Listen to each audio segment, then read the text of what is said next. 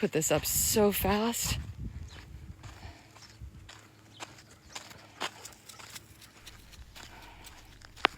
I'm so glad we scooped up that land in front of us, because pretty soon there's not going to be anything left.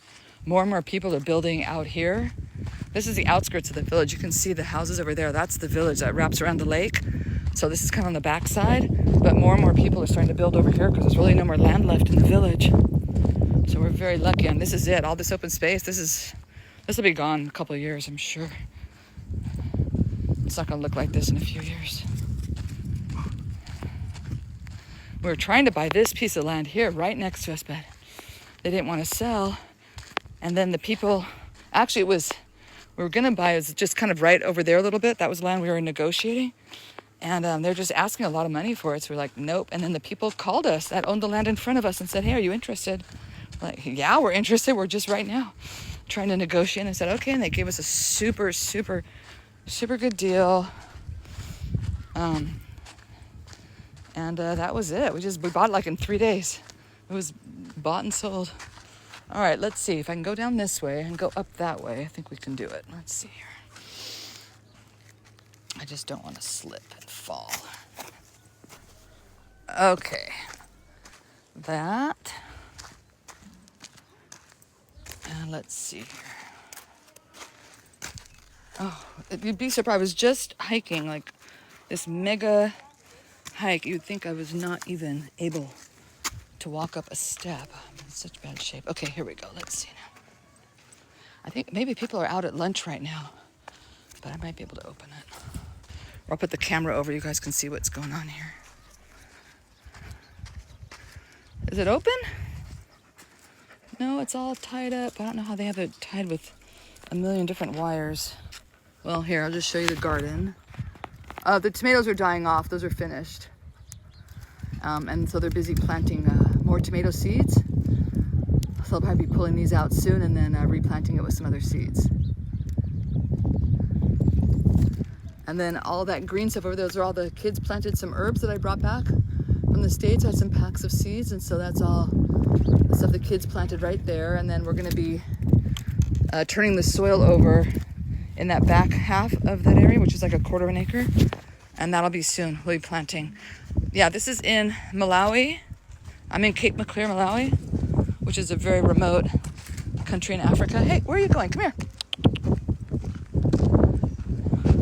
Well, it's a remote village in a very small country. There you go. That's what I meant to say. Very remote. Like, there's only one road to get here and one road out. So you have to, like, intentionally want to come here. Otherwise, you are very lost. You don't know where you are. So we're not on the way to anything. We're just kind of out here on the lake. But it's incredibly beautiful. This is also a UNESCO World Heritage Site. Besides that mountain was the third one here in Malawi, and they just designated it a month ago. So this place has already been designated a UNESCO World Heritage Site because of Lake Malawi and the forest that surrounds it. So I'm right nestled into like this beautiful forest area here. It's a little dry right now. It'll be the rainy season's coming up in a couple months. So I know that's how you sneak in and out. I see that hole there. I know, I see that. Come on, you can go in through the gate. Well, the bricks were supposed to be coming soon, and the sand, I don't know where it is. Kim said it was supposed to be here, but it's not.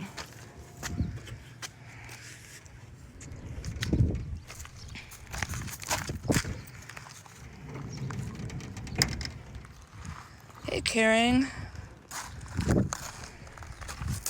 No, but I planted it to eat it. I'm going to show them. Napales. They didn't believe me. They thought I was absolutely out of my mind. But we just planted it a few months ago, so I'm just going to let it kind of settle in and, get some good paddles on there. And I've never prepared napales. I've seen it, on YouTube. I've looked it up and stuff, but I've never actually prepared, so we're going to see. But they thought I was nuts when I said that you could eat the cactus. But it'll be another food source, Hey, Paul, what's up? We got back Monday night. Well, it was Tuesday morning. We got back like 1 a.m. So I was just laid out yesterday. I was a mess. On YouTube, you can watch the video. I described the hike and and I looked like death warmed over. I just looked at the video for 2 seconds. I was like, oh no, I gotta turn this off. It's really bad.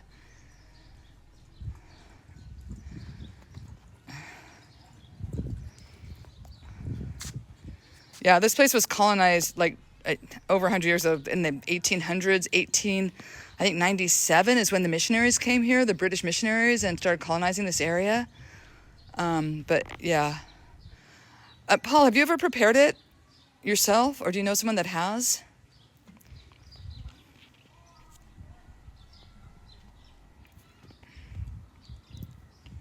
Janelle! Oh, Janelle, I don't think they meant anything wrong about it. I mean, there you have it. Thanks. I mean, thanks for sharing this. I don't know what that meant, but I don't know. I didn't take it as being anything that bad, but whatever.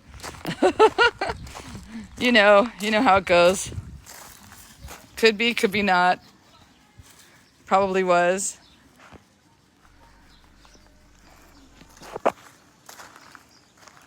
Yes. If you can maybe videotape her actually preparing it would be even better. I've looked online. I've looked on YouTube. But I mean, how do they cut it off of the cactus plant? Like, does she wear some special gloves? Does she cut it at the base? Like, it's not specific enough how to actually cut it from the plant and prepare it. I've watched a bunch of videos. It just, I don't know, just doesn't. It's not giving me the information that I need. Like really step by step by step. But I did change my clothes today. I did change out of my pajamas. But I still look really tired. That hike kicked my ass. That was there's a filter on because otherwise it's red. So I do have there's a filter, but not because I want to put a filter on it. I guess maybe it's helping because I looked. Oh my God, I feel still like somebody just put me out of my misery. All right, go on. Come on. But now you want out? All right, come on. Oh, these dogs. But man, look, I just feel awful. It was so tired. I don't think I've ever felt more beat up, but I think it was also it's boarding school. So we have 5 kids in boarding school. One just graduated. I hope she graduated. Fingers crossed. We're gonna see how she did on the exam and the grades. And we have a lot in elementary school. That's the majority of kids in elementary school. And then we have about 5 in nursery school, I believe, 4 or 5 in nursery school. But the majority are in elementary school, and most of them are sponsored by people on TikTok. And the 5 single mothers that work here are all sponsored by people on TikTok. If anybody wants to sponsor, we're not looking for any more sponsors for kids. We've kind of reached our capacity. We can't really take on any more. It's been a lot, right? There's only 4 of us working here. I'm from Los Angeles, so it's myself and the one guy who graduated first. He's my co-founder, and then my second college graduate, who graduated like maybe 6 months later, is in charge of our education program. And then the sister of the first graduate is our administrative director. So it's brother, sister, and then my other graduate. I'm so proud of both of them. So the 4 of us run the program. And they're all from this village. The 3 of them are from this village, born and raised here. So it's being done. It's a CBO now. We got our CBO, which is a nonprofit status, which is community-based organization. So we just got our community-based organization license maybe, I want to say, how long ago? Maybe the beginning of the year. So like 7 months ago. We finally got that. That took a year and a half to get that, or almost 2 years to get that. It took a long time to get that. No, that took, maybe 8 months to get that. No, that took 8 months to get that. I'm trying to think of the timeline. But yeah, I think it's pretty amazing. I mean, it's moving along. Like I said, we got some money for some more land to build on, and got a grant to build the market bakery so we can train women to bake and to, run a business. So I'm hoping that from those women that are working there that we can, train some to move up to be running that and become entrepreneurs themselves, and, not a business owner, but close to it. If they're running the market bakery, maybe bigger percentage or a share in how well the business does. We got to just one step at a time. I've never been. No, it's right next to us. I haven't been there yet. That's a plan. There was that stuff going on up in the northern part, so I was kind of avoiding because there was some political stuff going on. But I've talked to some people that have been biking through the southern part of it, and they say it's fine there. So I'm looking to do that. So the next time a friend comes to visit and they want to travel around Africa a little bit, then I think that'll be one of the stops. So that's on the list. I've been to 17 African countries now. Yeah, so I was just waiting until stuff kind of died down a little. But yeah, I think I've been to 17 or 18 African countries. And I love it. It's an amazing continent. Highly recommend for anyone who's interested in travel and you haven't been to Africa, you're really missing out on an amazing continent. And every country is different. It's just as diverse as Asia or Europe or any place else. Every country you go to is completely different than the next. So it's really highly recommend. Very interesting place to visit. This is my third time in Africa. When I came back in 2023, it was my third trip here. Oh, it's great. Have a good time. Oh, Zimbabwe. I was thinking of Mozambique. Oh my God. I was thinking of Mozambique. I am so tired. Sorry, I was mixing up countries. Yes, I have been to Zimbabwe. Janelle and I went to see the falls in Zimbabwe. But Janelle didn't see the falls in Zimbabwe because she went across the border to Zambia to see the falls. But I've been to Zambia as well. Oh my gosh, my brain. Thank you. That's why I have to have Janelle on these lives to remind me of everything. I was thinking of Mozambique.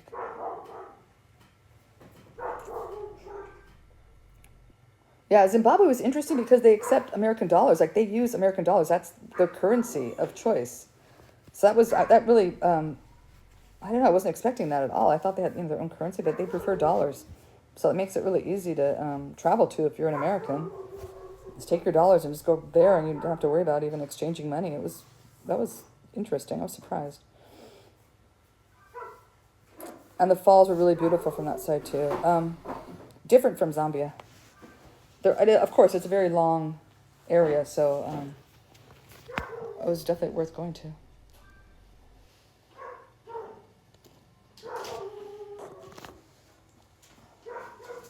Yeah.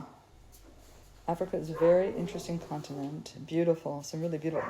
Can look at the pictures I just posted of Mount Malanje, and that was incredibly beautiful. I would never do that hike again, and I certainly don't recommend it unless you are in like tip-top hiking shape. And I really thought I was, doing pretty well. We've been doing a little bit of training. I've been up to, 20 miles in a day, but that was on flat ground, and I'd really just done a couple mountain hikes, and no way was I prepared for that hike at all.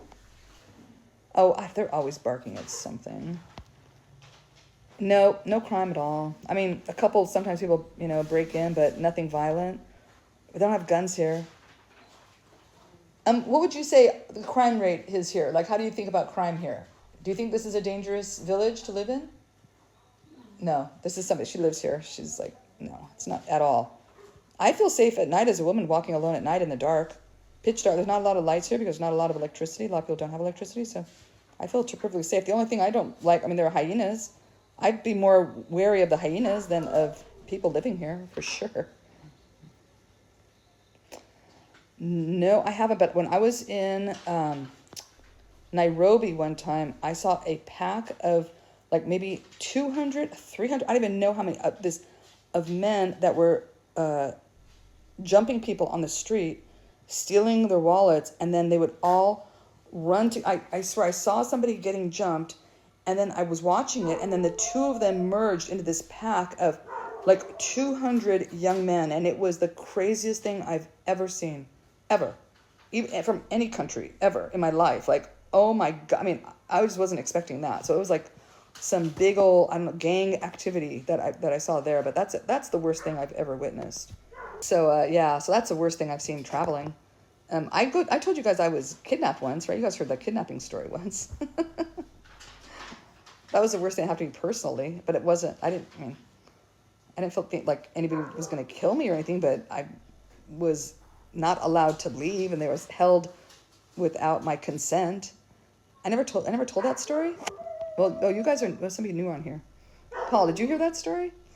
Yeah. So I was in Addis Ababa, Ethiopia. I was going on that Southern Tribes. There's a trip that you can take that's like almost 2 weeks, like 8-9 days or something. You can drive in your car and go down. You hire somebody to take you down the country to see all these different African tribes or different Ethiopian tribes. And they're amazing. It's like you're in National Geographic magazine. That's how you feel. That is the most incredible thing I think I've seen here is that Southern Tribes trip. Anywho, before going, I arrived in Addis Ababa. Arrived late at night. Usually I do not fly anywhere at night because I usually travel by myself, so I always make sure I'm there during the day, but I can only get like this night flight there. And I got in the taxi, gave the information of where I was supposed to be staying, Airbnb, and yeah, they wanted money. Well, Airbnb host. We were driving, couldn't find it, so I had the phone number of the host. The cab driver called the person. The person said, "Oh, I'm gonna meet you at the car. Just wait for me. Where are you?" And they're speaking, to each other. So we're sitting there waiting. The guy jumps in the car. He says, "Okay, here are the directions." I could tell he's giving the guy directions. Well, I had on my Maps.me an approximate pinpoint of where we were supposed to go, kind of the area. Because if you're in a taxi and someone's driving you the opposite direction, then you want. So I always pinpoint where I'm supposed to go, especially if I have, a specific address. So I had it already on my Maps.me, and we start going the opposite direction. And I was like, excuse me, where are we going? And the guy says, the place you're going to stay has like electrical issue or some water issue or some BS. I'm going to take you to another place that this same owner owns. I'm going to take you to another place. It's nice. Don't worry. We're going to take you to another place because the other one you can't stay at. I'm like, okay, what am I going to do? I'm 11 o'clock at night. I'm not going to be able to really go in. You just sort of go along with it. Anywho, they take me to this area, and we start pulling into this walled. It was like maybe, I don't even know how tall it was, maybe 20-foot wall with barbed wire around the top of it, like a prison. That's exactly, it was a solid wall. I can post pictures of this place. I have receipts. Believe me, I have receipts. Barbed wire, this big, huge metal gate. We pull in, they lock the gate behind us. I get out, and it's kind of like a dormitory. It looks sort of like a hostel, youth hostel. Another hostel. And I go to the front desk, they give me the keys. Okay, so I'm like not thinking too much about it. I mean, I was, because the barbed wire looked a little suspicious. I go to the room, and there are bugs in the bed. And I was like, I'm not staying here. I refuse to stay in this place. And they're like, oh, well, it's very late. There are no cabs running now. Because my cab driver already left. There are no cabs right now. You're too far. No, you can't leave. You can't leave. And I said, I'm not staying here. They had me locked in with the gate. They would not let me out. And I sat down in the lobby. I said, I'm not staying here. I refuse to spend the night at this place. I'm not staying here. And I was taking pictures of the bed, the bugs. I was taking pictures of everything just so I could, complain about Airbnb or whatever. And they would not let me out of this place. Then it starts to rain. The Wi-Fi is not working. And, they said you can't walk right now. The hotel's really far. So I finally get on Wi-Fi, finally connected to Wi-Fi. And there was a hotel that was about 1.5 miles away. It wasn't that far. But it was like, now it's midnight. He's outside, the guy who took me there. He's outside smoking a cigarette with his buddies. They're all just hanging out like nothing, having a good time. And I'm like, I'm not, and I'm yelling at them like, I want to leave. You need to get me out of here. There was no car parked there, so I don't know if those guys maybe walked in there. I don't even know. The gate's locked. They won't let me out. And I'm like, I don't think they're going to harm me in any way, but they would not let me out. I was like kidding. I was against my will. They wouldn't let me leave. Yeah, they wanted to keep the money from the Airbnb for me staying there, but I wasn't going to sleep, I was going to spend the night there. Anyway, I get a hold of the hotel somehow, and I said, please send a car to come get me. Some hotels have vans or something that pick people up. I said, please send somebody here. And they sent a car to come get me, and the guy in the car said, you know what? Don't tell the hotel that I picked you up here, because this is a really, really, really bad neighborhood, and they will fire me if they find out that I drove the car into this neighborhood to come get you. Hence the tall, high wall and the barbed wire. Hence why they wouldn't let me leave to walk out of there. I mean, I could have walked out. I mean, I guess I wasn't about to at 12 o'clock at night. I didn't know, what was going on. But, yeah. And they told me that there were no cabs running at that time and that the hotel was too far away. Which it wasn't. It was only 1.5 miles away. And it was actually a really nice hotel. And that's how I found the driver, because in the morning there was a free breakfast. And there were people sitting there talking about their drive, doing the Southern Tribes. I said, oh, who drove you? And they gave me their driver's name. So, I mean, it all worked out. I ended up getting a really good direct deal with the driver to take me on that trip. But that was a bad experience. Así como. You could put it. That's okay. Okay, así como. So that was probably the worst, not the worst experience I've had traveling, but probably one of them. Janelle probably remembers more bad experiences than I do. Janelle, what else has happened to me? Because she sure has a better memory than I do. She remembers everything. What else have I had? Like, I don't know how many bad, like as far as bad, I've had more good things happen than bad things happen. I know, right? I was just, I was so angry that they were making me sleep there with bed bugs. I'd already slept with bed bugs. I'd had two bad experiences with bed bugs. I've had 2 of those, and I have a really bad skin reaction to bed bugs. I must like have an allergic reaction, like Laura kind of does with mosquito bites. I have a really bad reactions. I've had that happen twice. Once with Janelle when we were on that hiking trip in Corsica. I got bitten by bed bugs, and she was camping in a tent outside, but I was sleeping in the hut. And oh my God, that took weeks for the itching to stop on that. I was a mess. And then, no, that was Dan. Dan fell and sliced his hand open. That was, oh no, that was another one. Oh, I'm sorry. Yeah, no, I did. That was a different one. That was a different one. I was drinking sake. No, but there was another one, Vietnam, with Dan, where Dan fell. We were doing a hike in the forest in Vietnam, and they told us that, I said, is it a trail? He said, there's some rocks. Well, how people describe hikes is different, language barrier or communication differences. Well, anyway, it was like sharp lava rocks on this hike, and Dan slipped and sliced his whole hand open. It was awful. It was really, really bad. But no, I had at one place doing sake, and I stopped drinking after that. I was like, I'm done. I will not drink like that anymore. I have one drink, and sometimes I don't hardly even have anything to drink anymore. That was a bad experience. I got really injured on that. Okay. All right. So you don't feel good? Yeah, you look kind of like you're not feeling good today. All right. Tomorrow, Mawa. Yeah. Oh yeah, he was hitting 80. Yeah, I twisted my leg. It was more like a leg twist, because I turned and I tripped. And there was a ledge on the pool. We're staying at this lodge. It was a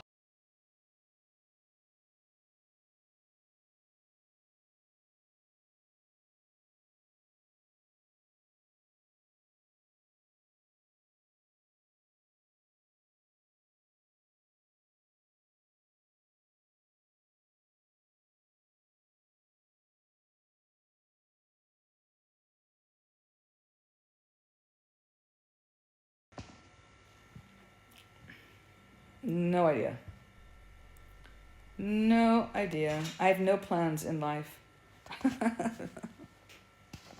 I do have one plan. I'm hoping get it. Like you turn around and you're 60 years old. And I hopefully have lived without any regrets. I don't think I regret anything I've done in my life. And I hope I've done everything that I've wanted to do and have thought about doing and had on my kind of bucket list. There's only one thing on my bucket list that's left. I only have one thing left. And I would almost get to make that happen in October, but I'll be in the States. There's only one thing left on that list. I was planning on doing...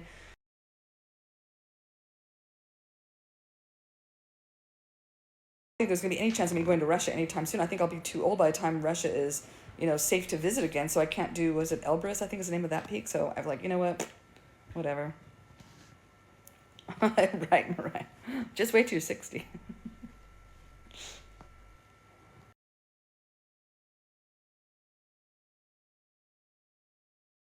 50, I thought, I can do it. No problem. No, I'm 60 and my knees are killing me. And that was a huge mistake. Friends died very young. And after, you go to those funerals of people that died very young, you just think, you know what? Do what you want to do now. Save whatever you can save to do those things. Stop getting your hair dyed. Stop going to, getting your nails done. Stop whatever you have to stop, whatever you can give up to save money to go travel or do those things that you want to do it. Because those are the things that you will regret, is not going to do those things that you wanted to do. And I lived frugally, so I have no regrets because I saved and I did all those things that I wanted to do. I wanted to visit 100 countries, and I still may be able to pull that off. I don't know. I'm at 77 countries right now, and that was kind of my goal for when I came here in 2023, before, stopping here or, staying here. I was on my way around the world for a year and a half, so I was going to hit, another like 20 countries or so. Trying to, and that was the only thing I had planned. That was my only plan in life, was to see 100 countries. But now I'm here and I don't regret it. I have no regrets. I think I'll still be able to, continue traveling at some point, I guess. And if not, I'm happy. I've seen enough places, I think. I've seen a lot more than other people, and so I have no regrets at all about starting this project and putting all of my money into this project. That year and a half trip that I saved up for has all been dumped into this project. So no regrets at all. Look at what, I mean, I think I've done better with that money than me just tootling around the world. I mean, I feel like it was a better investment for me. Nope. No decent healthcare. The answer is no. And especially not in the village. Like, if something happened to me in this village, I mean, I'm sure I would just probably have to, just die here. I mean, there's a medical center. There's not even a hospital here. The closest hospital is Monkey Bay, and I've been there, and it's pretty bad. It's not the worst hospital I've seen. That one in Vietnam was pretty bad that I went into. I was in a hospital even in Sierra Leone. That was, I mean, I've been to some very questionable hospitals. I have injured myself. I've fallen. I've tripped, fallen. I've been to a few hospitals in different countries, and the one here is pretty bad.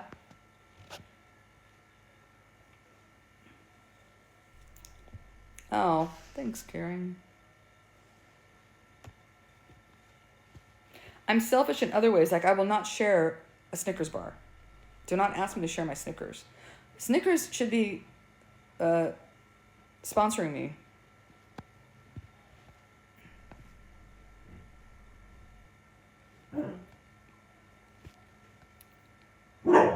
Hey, now what are you barking at? Come here. Diana wants to know what you're barking at. What? What's going on? What? I don't feel that way at all. I just felt like I was just here and I had the money, and so I just did it. I mean, it's like, I don't know. It's like, you guys, I've just always done that sort of, like, you're at a place, something happens, you do it. I've always been that way, always. I was working at in my comic book store in LA, and there was a homeless guy that was jaywalking across Sunset Boulevard and got hit by a car, and I ran out there, and I just, was putting, I didn't have to give him CPR, but I was just thinking, I may have to give this guy CPR, and I would do it, I was like, I was stopping the wound on him, he was bleeding, and, I didn't know what he had, like diseases or anything, like whatever, you're there, and you snap into another mode of, whatever happens. I mean, nobody else would have touched that guy for sure. I mean, he was bad, smelled terrible, filthy dirty. And I just sat with him and I just held him, put my hand on the wound, trying to stop the wound, and somebody else called 911. I mean, it was like, wouldn't you do it? I mean, I don't know, like, oh, I haven't tried that one. Oh, I need to try that one. I'm not an angel. There's no angel. It's like, I can't, love thy neighbor, I guess, or, help other people. There's no, thanks, Karen. It's not like that. I don't know. I just feel like it's not like that for me. I don't feel like I'm like such a special caring, look at, you have a name, caring, like, look at, you're caring. You care about other people. You want to help other people. That's what it's about. It's about being caring. If more people were about being caring and helpful and nice to other people, it'd probably be a better world, Or if everyone was more caring, it would be a better world. Not more people. I mean, there are a lot of people that are caring. If everyone was caring and wanted to help other people, it would be a much better place. Oh, thanks. Yeah, I don't know.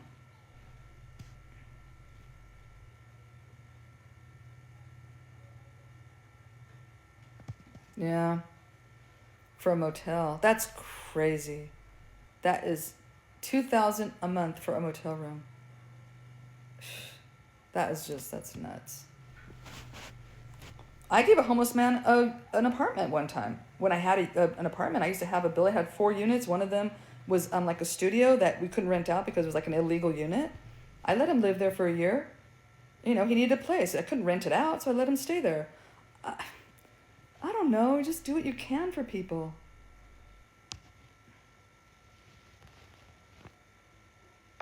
Exactly. That's, you know what? That's how I live my life. I live my life day to day, but I live it as I was meant to be there at that time for that reason. That is how I believe in karma. I believe in karmic retribution. I believe that I'm here at this place at this time for a reason. And I'm going to do what I need to do at that time. Right? Like, I'm not thinking about, oh, what if, I contract something from this homeless man. No, I was meant to be there at that time watching this person get hit by a car, and I'm meant to run out there and help him. That was what I was there to do. And that's how I believe in things. I mean, that's my way of thinking. I mean, I've done some probably terrible things too. I can't think of anything right now, but I'm sure I've done things to people that were not nice at some point, at some time. I'm not perfect. Nobody's perfect. But, if I'm at a place at a time and something needs to be done, I'm going to do it. That's what I do, right? I mean, is it? I don't know. It was supposed to happen like 2 hours ago in Hawaii, and then maybe like an hour ago in California, but I've not heard anything. Janelle, are you following? Do you know what's going on with that? Nope. No, the car didn't stop. No, it was a hit and run. The car just hit him and then just left. And it was too much going on. Like, we just, oh, I didn't even realize what was happening. So you don't have time to like take a photograph or anything of the, and I don't even think, I didn't even have a cell phone back then. That was before cell phones. So I wouldn't have even been able to take a picture. A tsunami watch, but then nothing happened. Because it should have already happened if it was going to happen, right?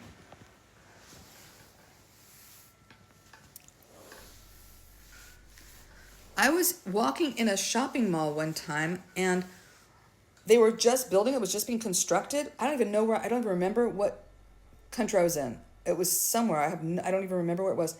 And there was an overhang, like a cement overhang, and the thing collapsed on the man right in front of me and landed on his legs.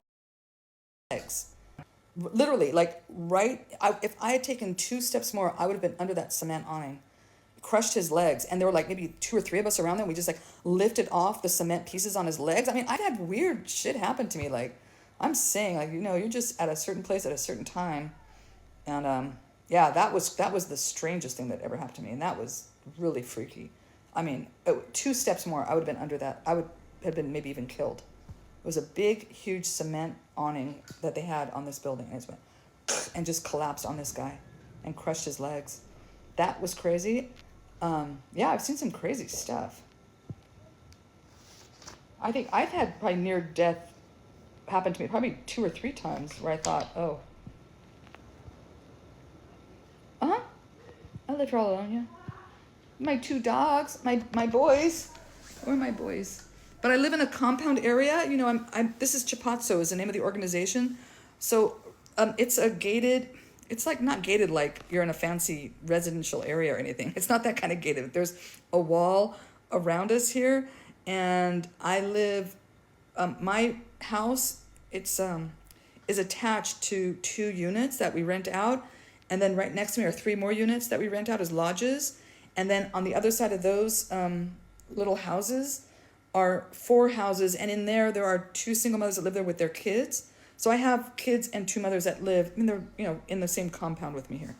So I have people right here next to me. And we have a guard here at night. And, we have people walking around during the day. There's a gardener here. There's Mbappe that's doing stuff for Kim. He's Kim's right-hand man, so he's always around here doing stuff for Kim. And then Mbappe's the guy that handles all the gardening, the farm, and the plants around here.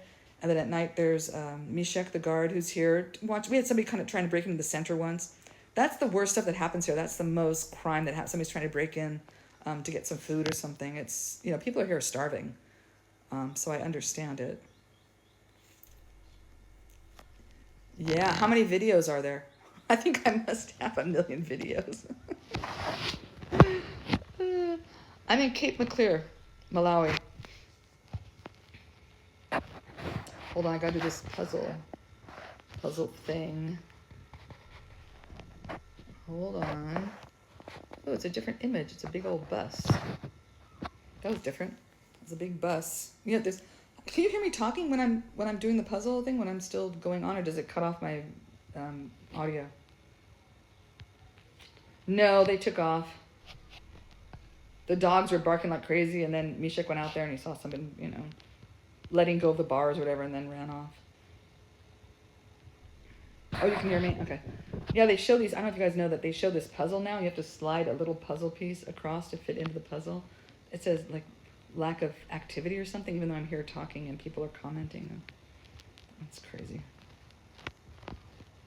Um, yeah, it's a piece of dirt. And just wait till we do the market and the recycling center and the vocational school. It's going to be the same thing.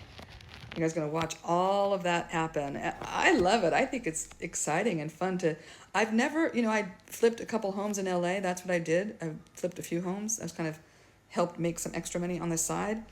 And I love that process. I love the before and after of seeing something. And that's why I originally went on TikTok. It wasn't to get the kids sponsors. You know that, right?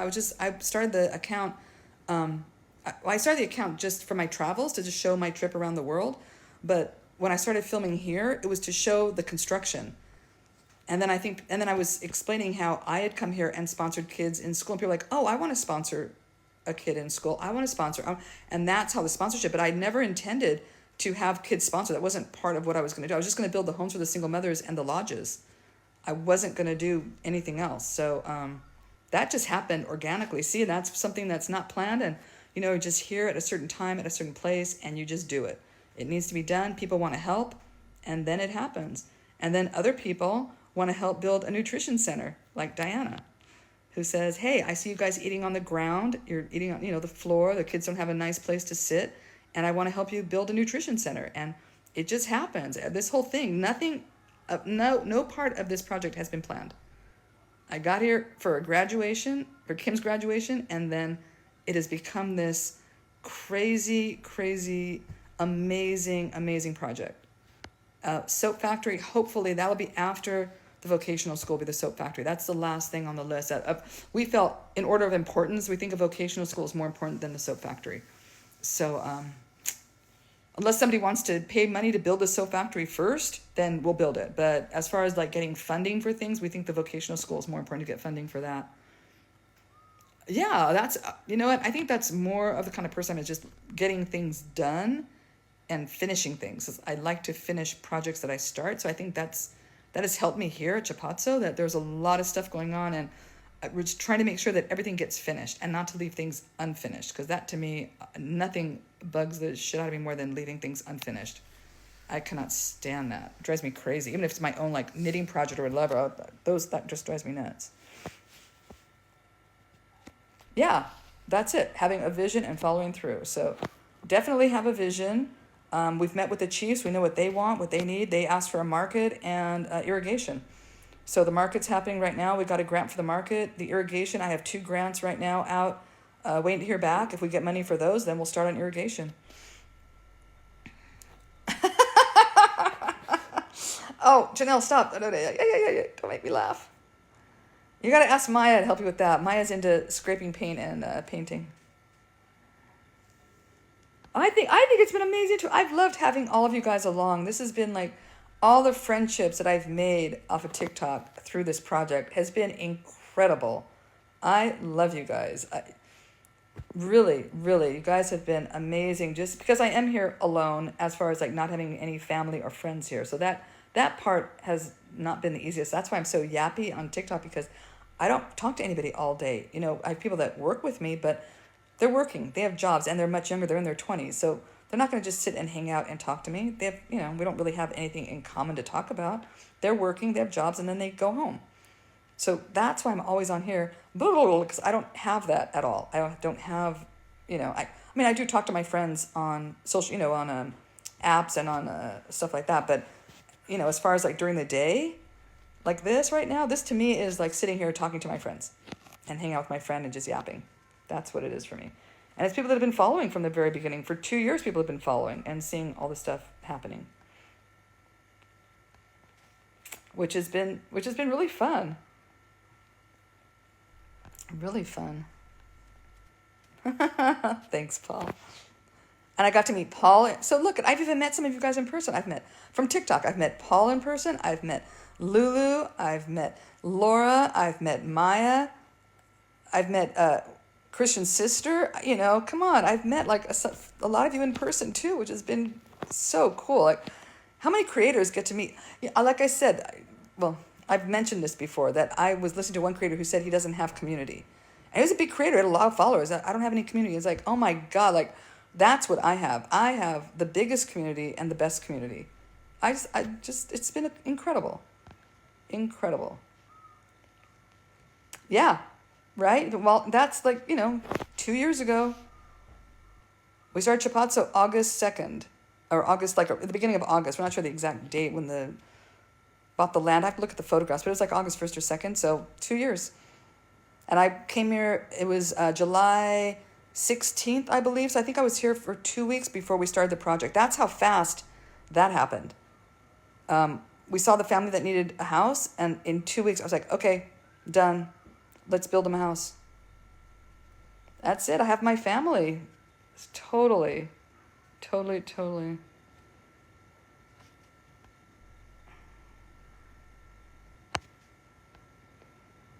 love it. I love it on TikTok. I'll be sorry to see TikTok go. It's not the same on YouTube. You cannot, when you're responding, there's a delay in the response, so there's not that immediate interaction. I don't like it. Oh my God. Well, life makes you see how fast time flies. You know what? Having my son has made me see how time flies. That's the biggest indicator for me is having been a mom like that. I mean, being a mom. He's going to be 26 soon. That to me, I can't, don't even ask where that time went. I don't know. I really don't. That's creepy, honestly. And then I think about, well, my mom has a 60-year-old daughter. Like, just think about that. I freak out thinking about my son being 26. My mom has a 60-year-old daughter. That must be even stranger. Whoa. Yeah, he just moved back to LA. There are crazier people on YouTube as well. But you know what? I think there are a lot of crazy people on TikTok as well. Then we had to block them. So I think we just kind of, weeded through the crazies on TikTok already. But that's probably just the process you have to go through on YouTube as well. But yeah, can you believe how 2 years has gone by? Like, wow. See, that's very sad. Yeah, my grandmother had dementia. That was just a sad thing to watch. And she was such an interesting person. Talk about where I get any of my anything is from my grandmother. Most of my personality, I would say, is from my grandmother. She was a doer and a go-getter and a traveler and an amazing, amazing woman. I'm about to start crying. My favorite person in the whole world was my grandmother. Don't let me start crying. I hope you have the same relationship with your mom, and it's sad. Your favorite people start to go, and a lot of you on here, I know your stories, so it's tough. Death is a tough thing, but then you have to just think, hey, you got to live your life, right? You got to just live your life to the fullest and do everything that you want to do.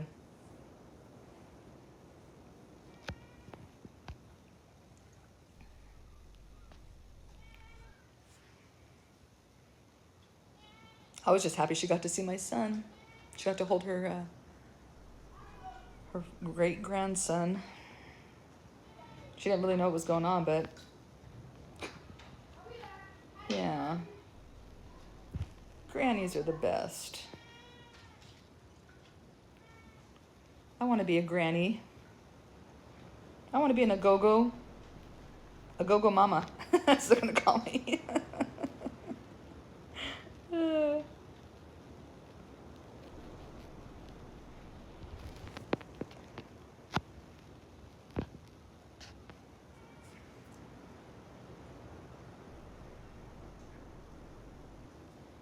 That's probably the only way I would move back to LA is if my son had a kid. Honestly, I really want to be a grandmother. So, yeah, he came here once before we started the building of Chapazzo, but he came here to visit when I was still here. Well, when I first moved here. But he didn't really like it. It wasn't his thing. He likes cities and going out to restaurants and that kind of thing. So this is not his bag at all. He was not down with the village life. I don't know. I did not like it. I don't think he would ever come to visit me again, to be honest. I mean, unless I died here and they were in like some funeral service, maybe he'd show up, but oh, it is. It really is. He didn't like the guys, in the village. I don't, like, no one's gonna rob you or do anything to you, but they're not. I'm not gonna even say they're not. It's not all of them. A few they're trying to look for ways to make money or ways to be have something paid for. So like trying to be really chummy with my son and like, hey dude, come on, let's go get a drink, or like just like have him like to befriend him. He does not like that at all. My son is like very antisocial. Surprising as my son, like we're total opposites. He's his dad, like 100% his dad, in personality, not in looks. He looks like me, but he's very much his dad. He just doesn't really like people. Very antisocial. Doesn't like the fakeness of people wanting to befriend him like that. He's not down with that at all, and it really bothered him. So he didn't like it at all. Yeah, he moved back to LA for a little while. He couldn't find work there. He doesn't have any kind of documents, so it was really difficult for him to find work. So he's like, well, he had to go to LA. Yep. My mom does too. My mom also likes to camp. She likes to rough it as well, and she liked the village. She enjoyed her time here. She did. She loved the kids, and she loved hanging out, and she loved seeing what I was doing, and experiencing what my life is like here. But she's kind of more likes the nice hotels and getting pampered, getting massages, and eating having fine dining. So she and my son get along really well as far as I mean. They travel to foreign countries just to go to some restaurant they read about somewhere. Some craziness.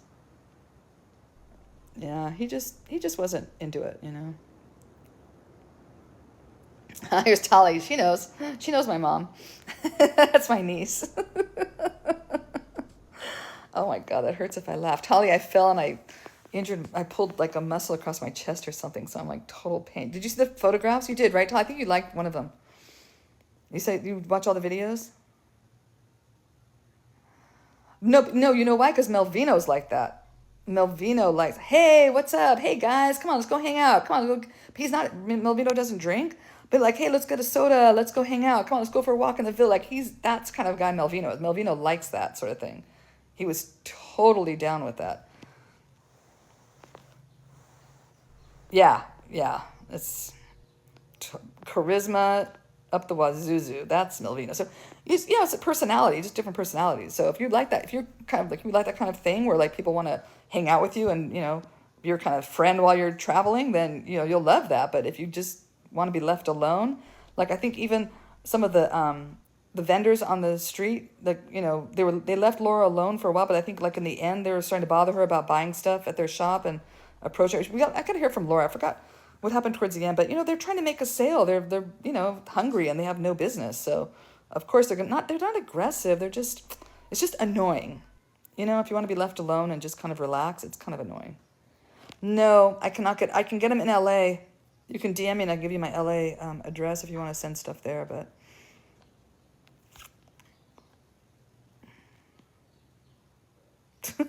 Diana.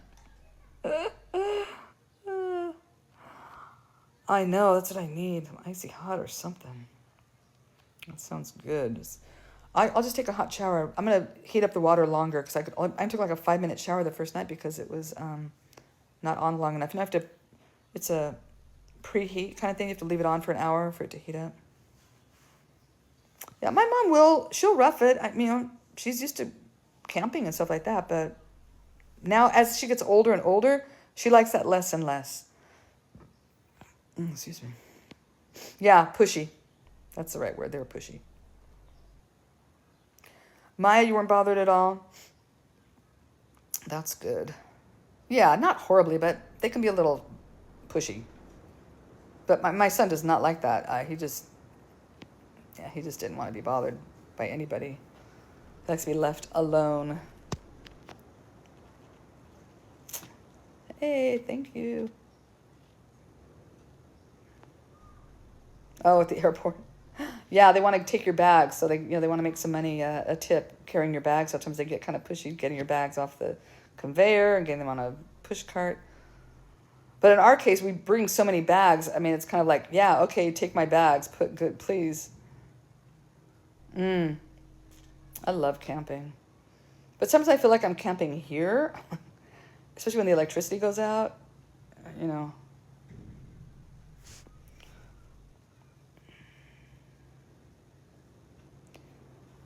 Yeah, but I can't, it takes like an hour to heat up the water, so. No, he's staying with my mom. Are you kidding? Why would he stay at my place? We can stay with my mom and be taken out to restaurants and live with her and have her cook for him. Why in the world would he want to stay in my place? No, Laura's son is staying in my place. Laura's son has been living in my place for a few months. No, my son would rather, yeah, we have a generator. But no, my son would rather stay at my mom's where he's being taken care of and, you know, cooked for. And I wouldn't be surprised if she's washing his clothes, honestly. I would not, which is a really awful thing. I hope she's not doing his laundry, but I wouldn't be surprised if she would say, "Oh, you know, just throw it in with my stuff." Like that's what she would do. Just throw it in together with my stuff. Like, well, he's lived on his own for years. He was, you know, university in a foreign country, and he went to boarding school during high school. So he's lived on his own forever and how to do his own. So he knows how to do it. He's been washing his own clothes since he was 10. I taught him how to wash his own laundry since he was 10 years old. He was doing his own laundry. So like, I'm not doing that for you. I lived with a husband like that. It's like, I'm not living with a son like that for sure. He washed his own plates, he washed his own laundry, and I taught him how to cook. So my son knows how to do all of that. But when you're with the grandma, Grammy, you know how it goes. Oh, I could do that too. I didn't even think of that. Yeah, he loves hanging out there. She's living in his place in Tokyo. She's at his place. He pays the rent and she's living there. So I don't know what's gonna go on with that. Yeah, teach them young and they'll just be used to it. You know, if you teach them at an early age, then it's not a big deal. Even sorting the laundry, even sorting the clothes to put in the wash, or helping fold laundry, any of those little kids can do all that stuff. And it's fun for them. It makes them feel important, like they're doing like a big person's job, an adult job, you know? Yeah, absolutely. Do you put them on a chair and have them help you wash dishes?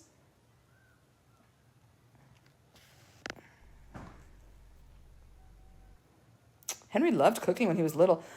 Tali, do you remember that my mom had bought him like this little teeny wood stove when he was a baby, and he'd always be in there, and he would always be in the kitchen because I've always cooked a lot. So his favorite thing, he didn't like any of his toys. He just want a wooden spoon or some big mixing bowls, and he would always just be playing, and he had like some fake food. And my mother got him this little teeny wood stove. It was so cute. It was this beautiful little, I think it was from like Switzerland or my mother, you know, bought him this like expensive little wooden beautiful stove that was next to, you know, mine. And he would just be cooking and playing with all his kitchen stuff. He loved it. He's always been a foodie from the get-go. Oh, nice. That's great.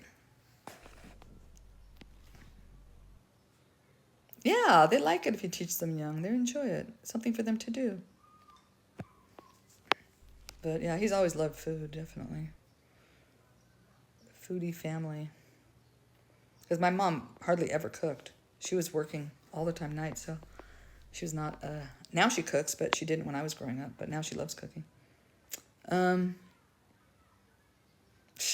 Paul.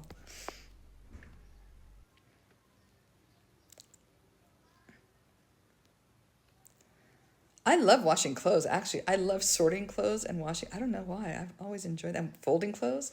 Never had a problem with doing laundry, never. Washing dishes, that to me is, I could live without that, but I've always liked washing clothes and doing laundry. I don't have to do it here, but because it's all hand washed, so luckily I can afford to hire someone here.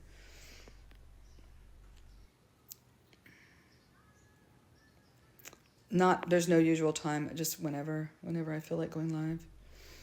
And I've been going live more on YouTube. Actually, go on YouTube. There's a bunch of lives on there that have been. It's much easier to record lives on YouTube and to download them to the page there.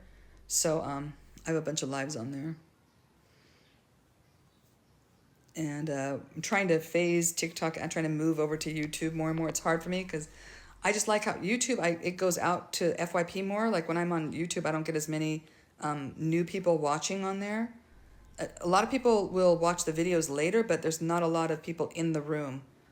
So it's, I don't know, it's just kind of a little quiet in the room. But here, there's new people, the people asking questions that are new people. So it's, kind of helps the conversation along when people are asking questions. But if it's the people that have been following for a couple of years and there's really not a lot to say, then it's like, kind of just sit there. Yeah, Chapazzo Project. And there's a link on here. If you go to my link tree on here, you just click on YouTube. It'll take you right to it. Yeah, please follow notifications, and then you'll know when I'm live. Exactly. Yeah, when there's power, when I've charged up my phone enough. Yeah. Laura, wait, okay, Laura, I'm going to invite you on. Can you chit chat for a bit? Come on here and talk about your experience here in the village. Janelle could have as well. Janelle, you want to come on too? I didn't even think I could invite Janelle too. But Laura hasn't been on in a while. Laura, where are you? How are you doing? I can have Janelle on here too. Where's Janelle? Because they've both come out here, flown out here and visited. Janelle, you want to come on? Let me see. Where are you? There you are. Who else is and Maya? I can bring all of you guys on here. I'll have both been and visited Aaliyah 2 times each. Yeah, it's amazing. You just know that you're gonna, if you go, the electricity's gonna go out on the first night. It usually happens, doesn't it, Aaliyah? When the first night the Yep. electricity goes out. Yep. Always. And Really kind of. the water, that's amazing. It goes out too because the electricity goes out. The pump. But you know what? We've gotten better with the water, Maya, because we have our own pump now. Kim put in online for Oh, our independent pump, so it's much better. We can take our generator over there and have the generator going to get the pump going. oh, that's So wonderful. we've only been without only one time has the water been out in probably a month. So that's new. That Really? is we've finally getting Wow, that's that great. issue taken care of. Yes. That's great. That's great. But yeah, it's amazing. And for people being pushy, sometimes they are, but not. I wasn't really only at the airport. Everybody was trying to grab my bag because once they touch that bag, then you owe them money. That's how they feel. Once they touch your bag, they feel like you owe me something, even though they really didn't do anything. But and then the kids at the market, it's so sad because they're so hungry and they're so needy that they're always asking for something. But that's the only times I felt like I was under pressure. Yeah. Yeah. Laura, did you have that? Do you feel the same or? Feel pressure. Yeah, like people were trying to get you to buy stuff or. I don't know, not too much. Just that one time with the tailor, um, trying to find the tailor, and your wood carving guy Right. took me on a little adventure. To his shop. Yes, which was like the farthest away from the rest of the shops, and I had zero interest in shopping or buying anything. But other than that, I think once I was there for a while, it was, everyone got used to seeing me and knowing that I wasn't going to buy anything. So I would just stop and chat and try to make friends.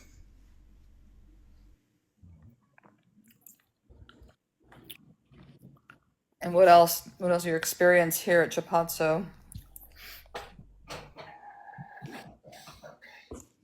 I want to hear from other folks. I had a great time. I had a really wonderful time. Cooking You for just, me. He was being my mom. I He was being came my for, mom while she was yeah, I here. came for Aaliyah to make sure she ate and drinks water. Did you have any water yet? I've had a cup of um, coffee. Yeah. we had a good time because I enjoyed teaching people how to make tortillas. I enjoyed teaching people how to make bread. Doing everything. Oh, weren't those samosas good, Laura? Oh, you make the Yeah. best best samosas. They Everyone were has to so go when good. Maya's there so you can get prime, That's what seems like delicious to arrange food. like a trip when you're all going to be here at the same time so that, can all hang out and, have a good time chit-chatting in person. Yeah, that was nice. I enjoyed feeding everybody. Really. Oh, we had The kids pizza. fell in love with everybody. The kids fell in love with Laura, Janelle, Lulu, everyone that's been here. It's like the kids just, they like having, some different people here. It's a different experience for them. And of course, the people that are visiting, buying them soap or buying them shampoo or, Yeah. whatever, clothes or shoes or something. So of course, they're very appreciative and they don't always say thank you, but, they'll definitely be around and want to hang out with you. Yeah. Wait for a snack. Hmm. They're so cute. They're so cute. Because we had that, oh, with Laura, remember we had the popcorn and Kool-Aid and the movie. That was so nice. They had so much fun. And remember, Aaliyah and Laura also, they had to be there at a certain time. And if you were late, you were late. We did not open that door. The kids were just banging on Lock the the door door. trying to come in. Started. I don't like to be bothered when a movie starts. I don't want to be disturbed. Mm-mm. Because I remember that door Laura brought a banging. projector. Laura brought a projector and a DVD player and a ton of DVDs. So we're going to be doing that, Laura. We have a month in between school. Right now, August, they have a month break, or a month and a half, but during the month of August, we're showing movies every day. I hired Raheem. I told him I'd give him 1,000 kwacha every day. Or no, told him 30,000 kwacha at the end of the month. That's what it, so like, that's a lot of money for them. That's like $20 at the end of the month for him to show a movie every afternoon at 1:30. We're gonna have movies playing for however long he can stand to show movies. So that'll help them with their English. Whatever kids are here want to, watch movies. It'll be required for the kids that are getting D's in English. It's gonna be a requirement for them to be here for the movie. So that help them, learn English a little bit better. Make sure he knows how to go to settings to turn on the subtitles in English. Oh yes, absolutely. Okay. I don't think I Yeah, taught him subtitles that. really I help. taught the kids how to like get it set up, but I don't think I took the extra step of showing them how to get the. Even on my laptop, Trevor and Shokolani were watching some series called like Little Krishna. Do you know that series? It's a cartoon. And I put closed caption on for them for that. And so they were watching on my laptop. So I could even plug the projector into my laptop and they can watch those cartoons as well. And those I know how to do the closed caption on my laptop, so that'll be easy to do. That's great. Yeah, what surprised me, they watched all kinds of movies, but the one that was the biggest hit when I was there was Frozen. Like they Oh, wanted okay. to watch it multiple times. Uh-huh. So I've never that seen it. I'll watch it with them next time. that was a surprise to me. And then you and Gingy did all those photographs. All the information, all the everything, Oh, for Jamal. the project. And I guess Janelle, describe what we did for 2 weeks or three, however, when we were here for. We did it for like 3 weeks in a row, I every think it day or was so. I right, don't right, remember. right. And I think I it guess was she two learned quite a bit weeks. of what is that? What language do they speak? There, I forgot. Chichewa, Chichewa. Chichewa. Sakilera, mano mano. Janelle, Janelle, you want to talk about that? Are you still on here? Yeah, I'm here. Oh, No, it's Cusecarera. And what is it? Casakilera? Cusecarera. Sakilera. I just say Sakilera and they know what I'm saying. They all laugh and they smile. They all They know laugh because they're like, they oh, know. it's the Mzungu Uh-huh. doesn't know how to say the words. Exactly. Exactly. Manzungu, that's cute. They've Yeah, never seen snow. They've never seen snow. They had never Yeah. been in cold weather. The hiking trip was 42 degrees. And they'd never experienced that. Even Angela, I wish Angela was here right now to talk about the cold weather because that was funny having them in that temperature. so Really good. my primary purpose in going there was to assist in taking photographs of like 1,500 primary school students for the program called the Memory Project, which is a program here in the United States that the high school that I work at has worked with for like 13 years. And so Aaliyah and I spent the first 2 weeks that I was there going to the primary school every single day and taking photographs of kids. We had them little placards made that they had to hold in front of them so they could be identified later, that has their name, what grade they were in, what their favorite color was, what their favorite activity is. And we spent a good 2 weeks, if not more, doing that. And then after we came back from our little vacation to Zimbabwe, we had to do some more. It was a lot. It was a lot of work. It was a lot. And then Janelle, I had to do even more kids later Right. on. Remember, because I had to do all the first graders because the new first graders that had come in. Yeah, you had to do all the incoming kids in the Oh, fall once they started back in that was September. a lot of work. Yeah, it was probably a little easier with two of us doing it than it was with just one. Yep, Because you have yep, like yep, yep. 400 kids who are trying to watch what's going on because we're just out in the open trying to get kids to stand against a wall and they don't know what we're saying. And we've got teachers that are trying to help. Um,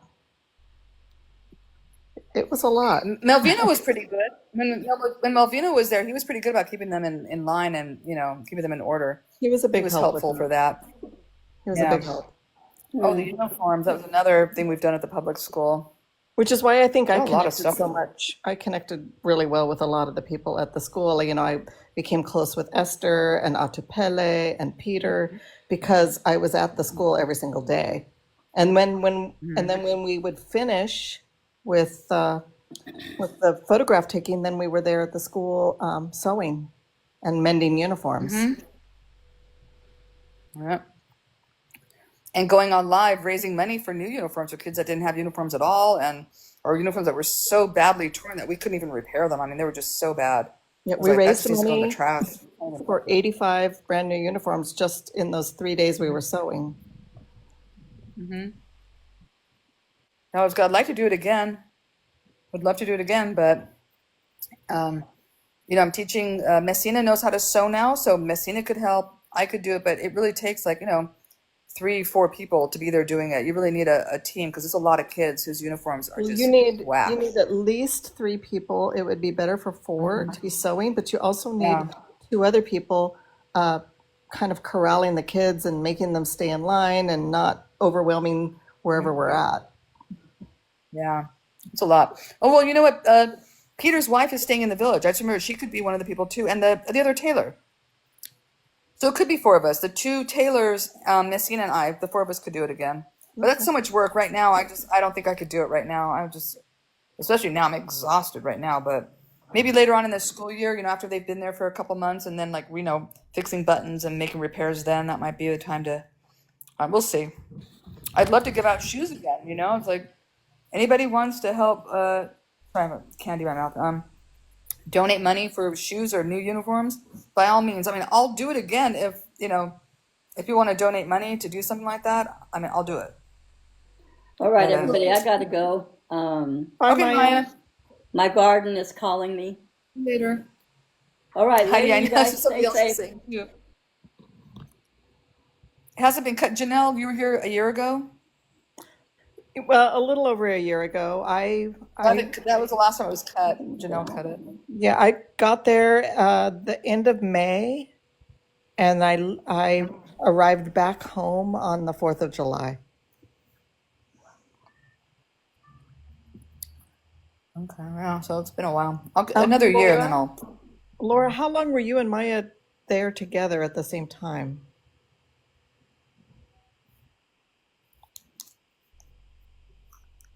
Laura was there when my mom was here. Oh, so she and Maya were not there together at all at the same time? Talking about the samosas. That's why I forgot. Yeah. Yeah, once I Maya just left, forgot then to clear it. So I was cooking. thinking, no, she was here when my mom was here.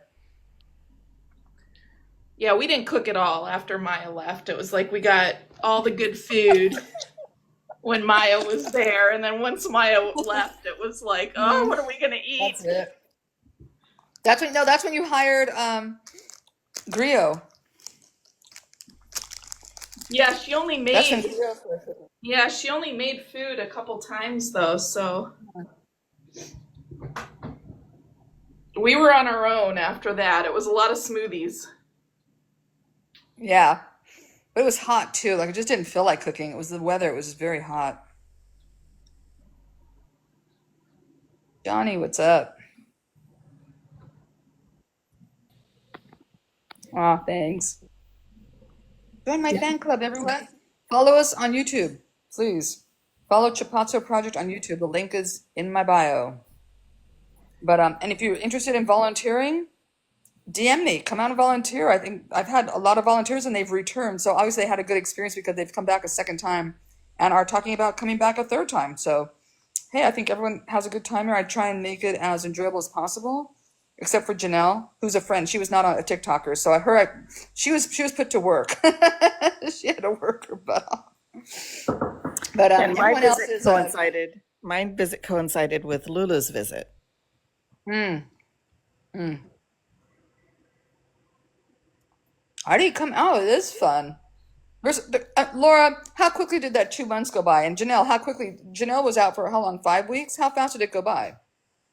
It went by incredibly fast. It's 5 weeks fast. was just in a blink of an eye. Because there's so much to do. There's so much to do. There's, working with the kids, helping the kids, training the kids. There's, stuff to do around here, just, walking around, looking at the village. There are tours you can take, like to Lawande National Park. There's a safari that you can take there, so you can see. They have every animal except they don't have giraffes, but they have zebras, elephants, they have everything else. Lions have all that. They're just 2 hours from here. It's not that far from here. That's pretty close to go to a game reserve to go see, that kind of thing. If you want to go safari, it's right here. There's all sorts of interesting things to do. If you're a hiker, you can do Mount Mulanje. If you're interested in hiking. Oh, for the first time, a month. People have come here for 4 days. Two groups of people have come for 4 days, and that I don't understand because it's such a long distance. It will take you 35 hours just to get here. If you're coming from the West Coast, I don't know where you live. But to really make it worth your while, as far as the expense of the airplane, and I don't know how much the flights are right now. It's anywhere from 1,800 to 2,300 is usually the airfare from California, from LA. But if you're coming from New York, it's gonna be a lot cheaper because you don't have to take that other, you can skip that portion of the journey. But it takes a full day to get here. It's far, and it's another 5-6 hours by car from the airport. It's a distance. I mean, Laura, what do you recommend for a first visit? I don't know. 2 weeks, a month. Yeah, I think it's hard for a lot of people to take a whole month. At least, that's how it was for me. I wanted to come out sooner, but I was working and couldn't find a way for even 2 weeks. So, yeah, I think 2 weeks if you can swing it with your work or whatever else you have going on in your life, minimum. A week is just too short. Yeah, it's too far And you don't get to see everything. There's just so much to see. And once you meet the kids, you want to like spend time with them. At least that's how I was. You want to get to know them as individuals, not just as, participants in this program. So, yeah, I think 2 weeks minimum. And then, of course, as long as you can possibly stay. Right. I think even 2 weeks goes by very, very fast.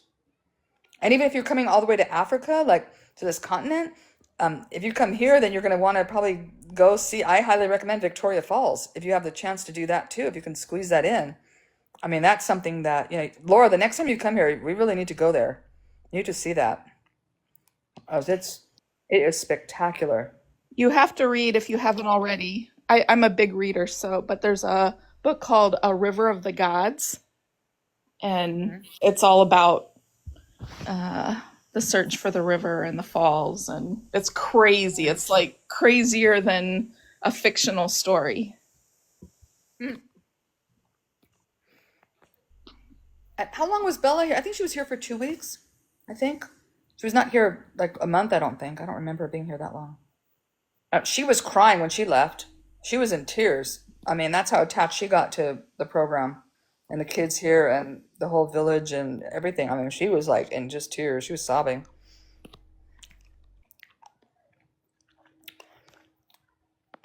Save up, Susan. Start saving up. Just put every little penny aside. Don't go out to eat at restaurants. Don't get your hair done. I had a whole list. Janelle and I can give a rundown of all the things that we don't do to save up money for travel. Janelle, what's your list? Here, Janelle's going to give her list of everything that she does so that she can travel. Well, I don't ever get manicures, pedicures. I've cut my own hair for the past 15 years. I don't dye my hair. Um, I don't have any subscription services. Um, I don't eat out. Um, Gosh, what else is there? I walk around in the dark. Doesn't have she doesn't use her heating or air conditioning like rarely. Like I'm talking about like rarely, you guys. Believe me, I've seen Very her rarely. with like jackets and sweaters and blankets wrapped around her to not put on her heater at night. So I'm going to give you a point for that one. That's 7. What else? Well, I'll make a big pot of chili and eat it for every meal for a whole week. Eat the same thing every single day. Oh, she doesn't. She rides her bike to work. I do. What else? My car's really old and in horrible condition, so I have liability only insurance on it. So that's 10. Whatever she can do, she does. Whatever it is, and she travels. That's her priority in life. So you have a priority, then you make it your priority if that's what you want to do.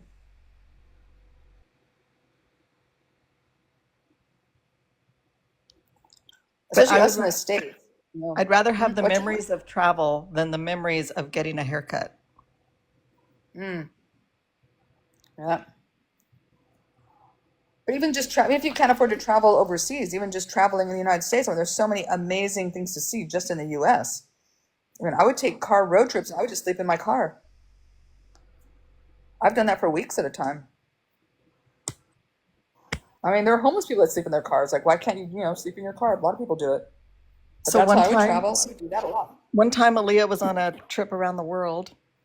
Um, it was over the winter. I had a 2-week break from school, and I went and met her. And I said, I can't really afford it. She goes, oh, it's okay. Just bring your tent and your sleeping bag and an air mattress, and we'll rent a car and we'll just throw the tent on the ground. And we spent 2 weeks driving around New Zealand and Tasmania in Australia, uh, sleeping on the ground. We camped. It was amazing. That was one of the best trips, Janelle. That was so much fun. So beautiful. Janelle did all the research for the whole trip, that whole 2 weeks. She did every bit of research of every place we needed to stop along the way. Bridges, like interesting bridges, toilets, like that were all this. What's the name of the artist? The guy that I'm copying that bench idea because I have a picture of me sitting on that bench. He did these mosaic bathrooms that were amazing. They were incredible bathrooms. Somehow Janelle read about these, so he pulled off in some little town somewhere to go look at these toilets. I mean, you did a number on that research. That was pretty good, Janelle. I have to say, I got to give Janelle a round of applause. If anybody is into travel and wants to hire someone to research and do their trip, hire Janelle because she's amazing at doing all of that. She's very, very good.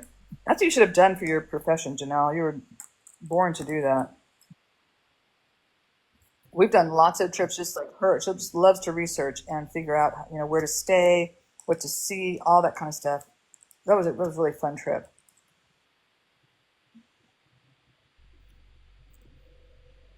Yeah. And then, did you continue on in that trip? Was that the same trip where you continued on to Cape Maclear after we hung out? No. I was going the other direction. I was Okay, on my way home. because okay, because that was the winter of 2018, 2019. Yeah. I met Janelle in a hiking group. Um, it's called Early Bird Hikers. It was like a really early morning hiking group that started at 6:30 in the morning. And if you weren't there, they just left without you. Like they didn't wait 1 second, which I loved because I'm always like really on time for everything and usually early. And Janelle laughs. I was a week early for a Christmas party and I had a whole tray of deviled eggs and I knocked on the door. It was the same group actually having a Christmas party. I knocked on Patty's door with my deviled eggs and she's like, the party's not until next week. Oh my God, it hurts. I'm always early. She should. Yeah. She could do it. If somebody wanted to hire her to do it, I'm sure she would. She's great at it. And she finds really cool stuff to see and do. We arrived, you want to tell them the lavender story? The lavender farm? Yeah, you go ahead and tell it. Oh, okay. I thought you might want to tell it. So Janelle researches this whole week around Tasmania, right? We're in a tent going around.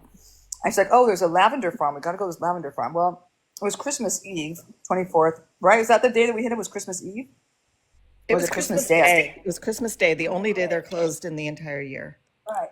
So we get there Christmas Day, and there's a gate, and it's completely locked. You can't go in the front gate.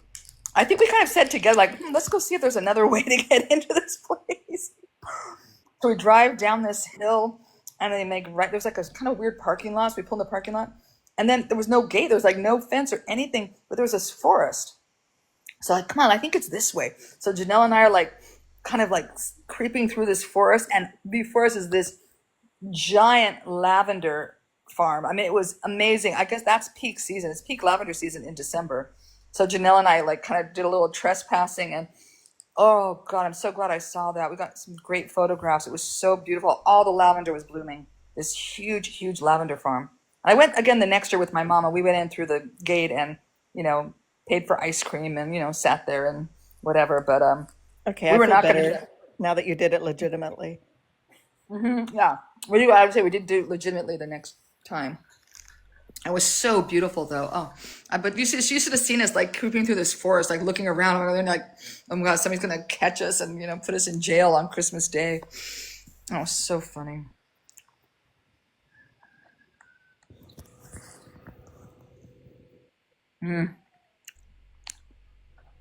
Yeah, a week of camping. Yeah, and then we did another week around New Zealand, the top part of New Zealand. It's like I forgot there's a name for that little It's called top part Northland. of the island. What's it Northland. called? Northland. Northland. We did a week of camping around there, and that was really cool. We saw the where the two oceans meet. That was really interesting. And one of my favorite campgrounds ever was at Piha Beach. I absolutely loved Piha Beach. I would go there if anyone is going to New Zealand. You need to go to Piha Beach. Piha. Please don't miss that beach. It's a black sand beach and it's just beautiful and a really nice campground and that was special. That place is really nice. But Janelle, you found that. Janelle found all of it. She, you know, found out where we're gonna camp all the way around and she arranged the whole thing.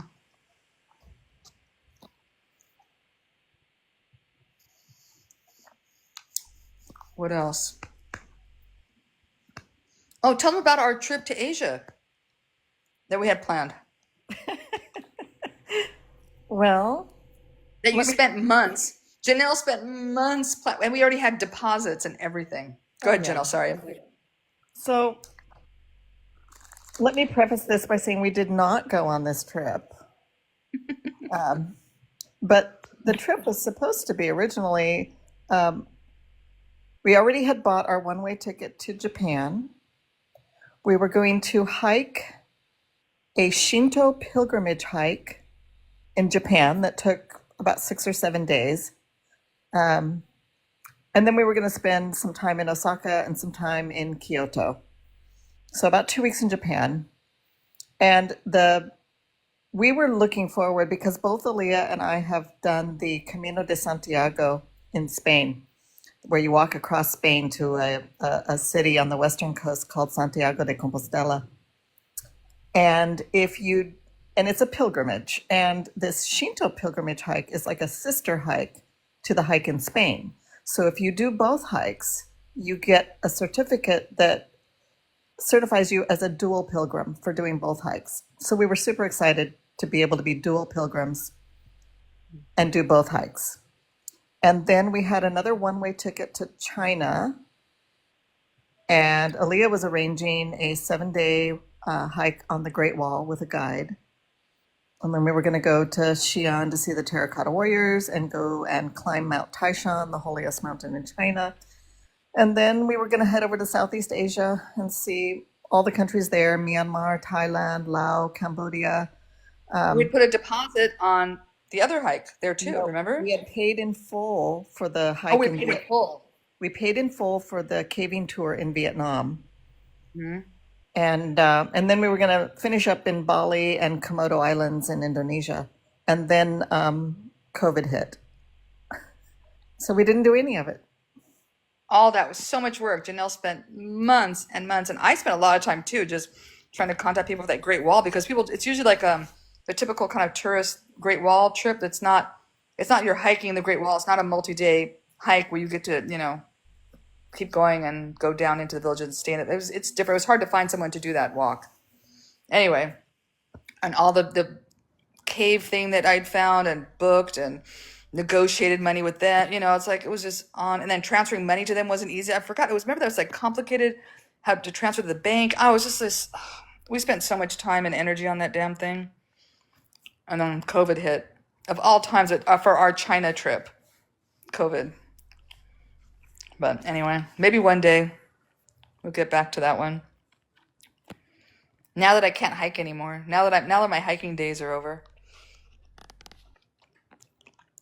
just my scrambling days are over. I think I could still do a walk. Oh, what kind of candy? I don't know what this is. Some guy in the at the hut, the last hut that we're in.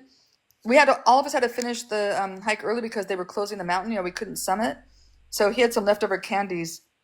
And they were supposed to be I gave the kids some, but then I forgot I had a few left, so I'm eating them. I don't know what they are. Sparkles? And he's supposed to stay here. Actually, that guy is supposed to stay here. His name is Robert. I haven't heard from him, but he might be booking some time here. This is interesting. Maybe Laura would be interested. He's a conservationist, has been volunteering at Luande for 7 weeks. He's a big game specialist. So that's why he's at Luande volunteering there. But now he's almost at the end of his volunteership, I guess. And so he did Mulanje, and then he's going to go back for 2 more weeks, and then he's going to come to Cape Maclear. But he's a really nice guy, very interesting. So we'll have more chance to talk to him. Not much at that hut because everyone was just freezing. Everyone was so tired. We all went to bed like 6 o'clock. As soon as it got dark, we were in bed. Everyone was asleep, sick. We were all so exhausted. And then in the morning, everyone was packing all their stuff, and okay, Robert, bye. And it was like ditched out real quick. But the hike was awful but beautiful. It was both. So I have a question about the huts on the hike. Did the huts have some sort of a cushion or mattress to sleep on, or were you sleeping on the bare boards? So there were board bunks in the first one with mattresses that were the nastiest, most disgusting, on par with GR20. I was really afraid that there was going to be some bed bug issues going on there. That's kind of what it was. Cleaner, like the place was clean, but the mats were so gross. There were foam mattresses. I should have taken pictures of it. I didn't. They were so nasty and disgusting. But we did have sleeping bags, so it was just like close your eyes. You didn't see the mattress. Just put the sleeping bag on top and just go to bed. And that's what.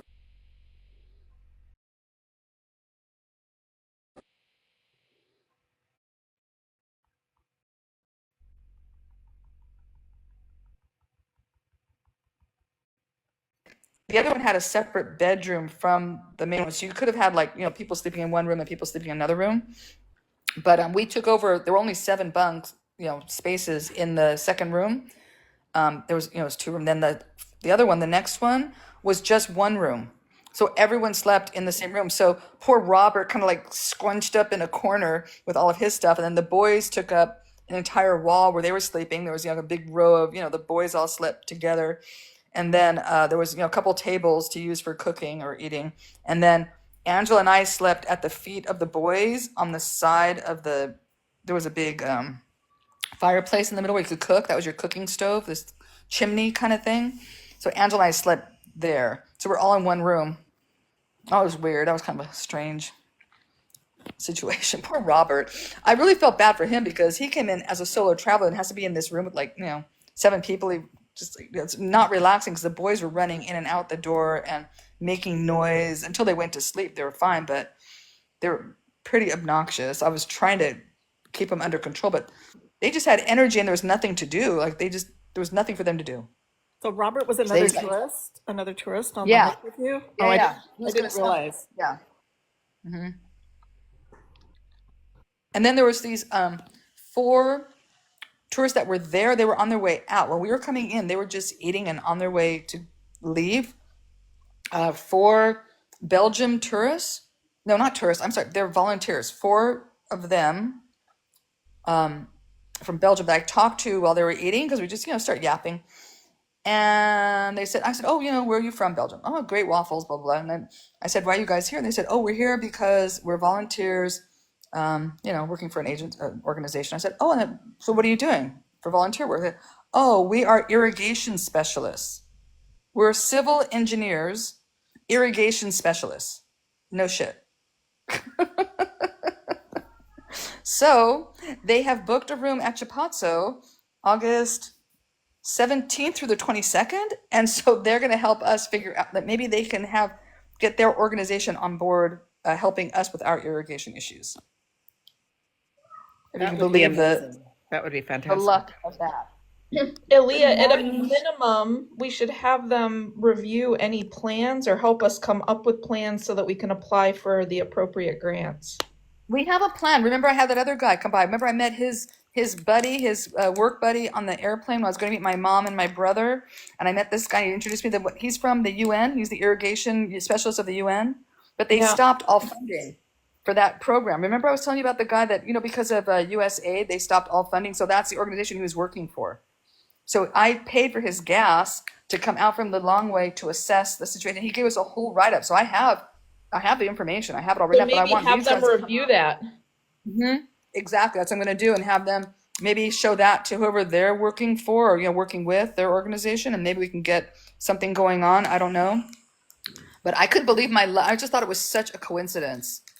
Oh, it was just crazy. Yeah, it was really awesome. I couldn't believe when they said their irrigation special. They put an irrigation system at some school, wherever they're staying. I forgot where it was. But they could help us with our irrigation issues. I'll have Kim drive them out to Kasangha too. That's really the place that we need irrigation to, is that farm out there. Because then we could grow our own maize, and that would really, really save us a ton of money. Meant to be, always, always at the right time, at the right place. And they're very nice, really, really nice group. Her name is Talia. It's my name, Tilia. It's Tilia. It's Tilia. We almost had the same name. That's funny. She was really nice. So I can't wait for them to come out here. So they'll be here for a few nights, and I put them on live when they're here. You guys can meet them. Maybe they can connect us with their organization. That'd be the best. Because we got to get some water out to Kasangha. It's a big project. It's not an easy project. I think. Wait, who went out there? Janelle or Laura? Did one of you guys went out to Kasangha? I think it was Laura with my mom. We all went to Kasangha. Yeah. We went out to the farm. Yeah. So the farm. How many miles do you think it is from the water? Like maybe 2 miles? Maybe 2? Oh, I have no idea. By car, it's a long ways from Chapazzo and Lake Yeah, but it's Malawi. around the bay. It's just, it's like it's a weird location. Anyway, it's not that far from the water, maybe a couple miles from the water. But it's 40 minutes from here. Yeah, nothing just happened. See, that's what I believe. That's like you're meant to be at a certain place at a certain time, and who knows what's going to happen, But I said to Angela, luckily I'm a chatty Cathy, and I'm always, yapping with people, because I would have never known anything about that if I hadn't have, been as nosy as I am. I say friendly.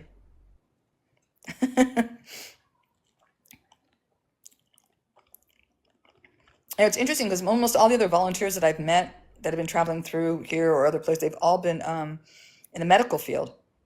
And so now I've met someone like a game conservationist. That was really interesting. And then this group of, civil engineers, that was, I mean, it's like there are a lot of people out here doing volunteer work. Very interesting. Mm-hmm. Exactly.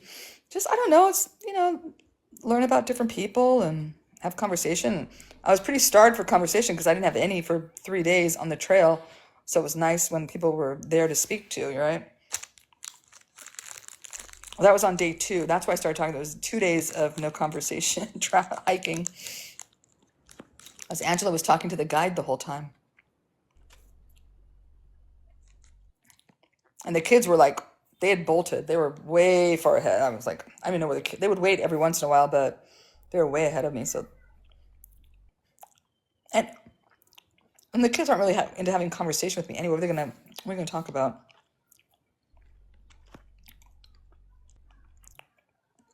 But if you're a hiker, you want to go on a very challenging hike, then that's the one. That's the one to do. And there are a lot of people that are going on a hike for 5 days because they'd heard that it does rain a lot at the top. So you have to leave a lot of time open ended so that if you have to be stuck in that cabin at the base of the peak, then you have to be able to stay there like 2 or 3 days to hope that it'll clear so you can make the summit. So a lot of people were they had the time to do it, but we only had one extra day, and it was like, well, I'm not sitting, and it was supposed to rain for 2 days, so I was like, I was not sitting in that freezing cold cabin for 2 days. No way. Hey, good morning, North Dakota.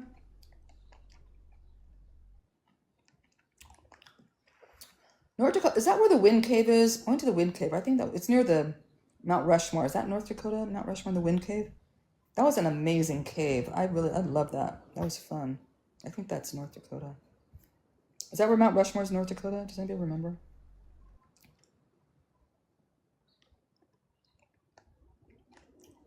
But the Wind Cave is more interesting than Mount Rushmore, to be honest.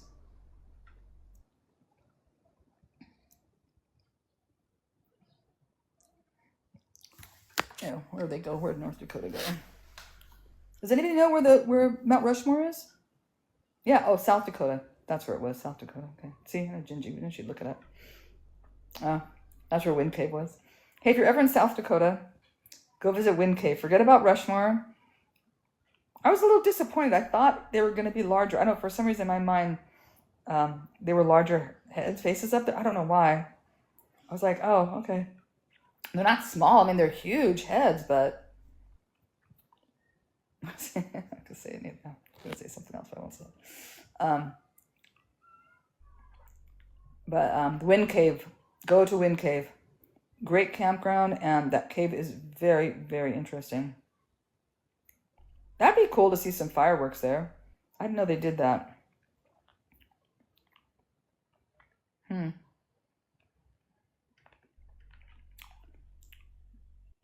Are you an Army brat?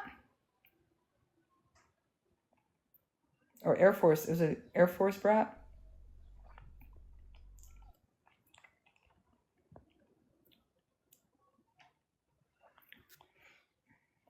Air Force.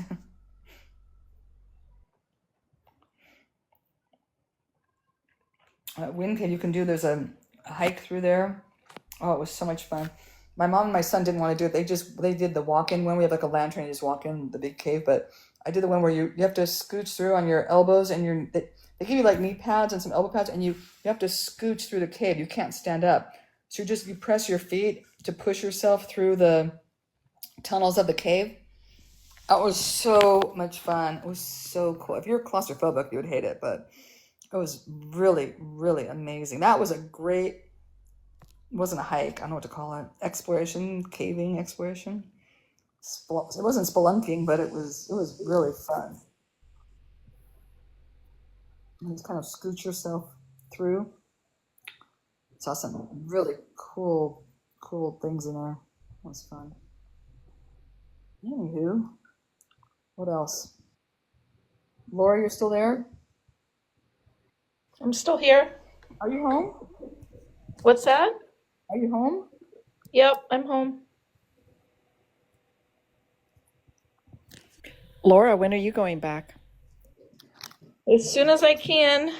I'm trying to work out finances, which is always the challenge, right? Definitely. Yeah. Diana, it'd be like the kids coming from, from here and seeing snow. I'm sure. Saying like, ugh. I wish Angela was here to talk about the trip because she'd be able to communicate it better than the kids could. But yeah, it was cold. I saw Angela's post. It all looked pretty amazing. I haven't seen hers. All right, I'll look at hers. I took a lot of pictures of her on there. I think it's mostly scenery, but it looked incredible. It was. It was definitely. It's incredible. It's beautiful. But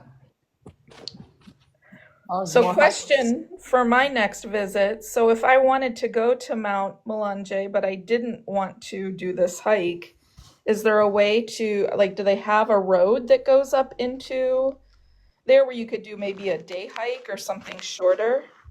there was a road at the end of towards the end of our walk. I'm not sure how far up it went though, because we were coming down from the waterfall. It may even go to the waterfall. So if you could like take a car, but it's a really bad road, but I'm sure they have vehicles that can go up there because our guide called Kim and had told Kim to come drive up to get me because I was suffering so greatly. And then the road was, he said it was bad. It was really muddy because of all the rain. So Kim couldn't come up the road to come get me. So we ended up having to do the entire walk back to where we started. But if the weather is good, you can probably take some vehicle up at least to the waterfall. Look, it was a big road. Okay, that might be my adventure for my next trip. If you did, I would do it with you to do that. Like it was just like a ride up and then just like the walk down on the road. That'd be fine. But I didn't come down the road. I came down this horrible trail of tears. Seriously. I shouldn't say that. I'm not gonna compare it to I shouldn't say that. That was a wrong comparison. Anyway, I shouldn't use that for that. But it almost brought me to tears. When on one of my slips down, I almost started crying. I was just like, I'm done. I want to be off this hill. This is the worst thing ever, and I just want to be home. I don't think I've ever cried on a trail before. Are you feeling better? Kind of the same.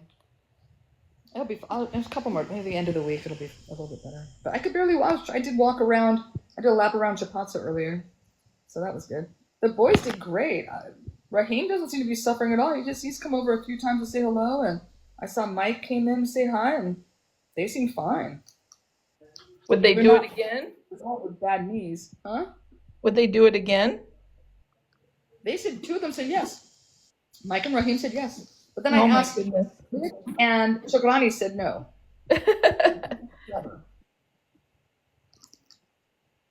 was amazing for them. I could only imagine like that whole thing. I mean, it went by so fast. So I hope they remember because they literally they bolted up and they ran down. So I hope they remember it. You know what I mean? Because to me, it went by very quickly and I was like trudging along. And it still went, it was slow going, but it still was over fast. You know what I mean? Think of all the things, though, that they would have seen for the very first time in their entire lives. So for them, can you imagine seeing a waterfall for the first time? right? It wasn't a small water. It was a pretty big waterfall. It was impressive. It was nice. What was their reaction to seeing the waterfall? I wasn't with them when they first saw it. I was 2 hours behind them. Literally. Yeah. So they were there and hanging out and having a great time. And then actually, I took so long, they started walking back up to get me. The boys, like Trevor and Rich, were like, they had done like another, hike up the hill to find out where I was, and they walked down with me. Sounds like Table Mountain. They were so bored. Oh, Janelle, this is not even compared to that. No, I mean when I went to the top and then went down to get you. Yeah, like that. I'm not like, is she still alive? Let's go get her. But that hike was like nothing. That was a walk in the park. Nothing compared to this hike. And I am being dead serious. Because you can see the elevation change just on the first day from the first lodge to the Chambe Lodge. Jakrani was in tears. He was crying. He didn't want to finish it. He was ready to go back home. That one, I wasn't as bad there. I was fine on that part of it. It was a trail. You know, it was uphill. It was just, that was fine. It was when we got to rocks. And that's when I don't do well. Hey, Owen, please follow us over on YouTube as well, because if anything happens to this app here, we're going to be over on YouTube. Anybody else new on here that's following, please also follow us on YouTube. It'd be appreciated. And there's a link in my bio on the link tree.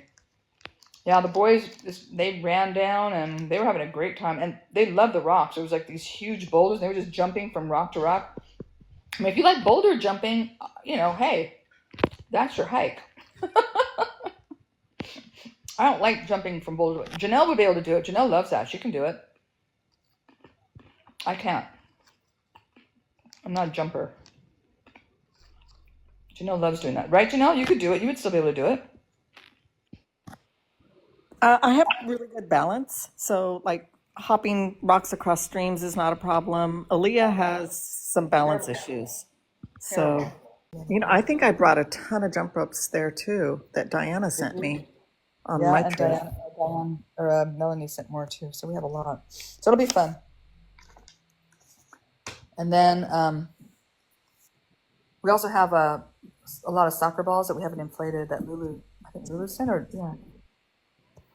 So we got to do that. There's a bunch of stuff to do. There's always. That's when we need volunteers. Come out and help. There's always stuff going on here. Always use your help. And company. And what else? Thank you for reminding me about the paddles, though, because I did forget about those. Oh, what else? What else? And he needs to finish the leaves. You know, that guy, that same wood guy, is working on the leaves going around the stage. So we have Kim drive me over. I don't think I could walk down there. It's not terribly far, but it's probably about a mile. Don't you think Makata's about a mile from here? Makata's about a mile, I would say. So I don't think I could walk a mile. Oh, by the way, I just looked up how far Kasangha Farm was from the ocean. It's by road, it's 3 miles because it's kind of convoluted how to drive down there. But in a direct line is more like about a mile. Really? See, that's short. That's not that far. That's not bad, because I was thinking 2 miles, but a mile is not that bad. That's not bad at all. Yeah, that's what I'm gonna do this week. I'm laying low. I put clothes on. Look, I have real clothes on. I did change out of my pajamas this morning. I wasn't going to. I really wasn't. I thought, oh God, I'm never gonna hear the end of it. So I did change.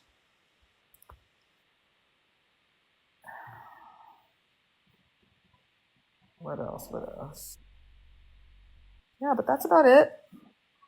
Got a lot of stuff going on this weekend, and next week we should start construction on the market next week. So I'll be all over that on lives for that. So that should be fun to watch. Did you? Oh, recap.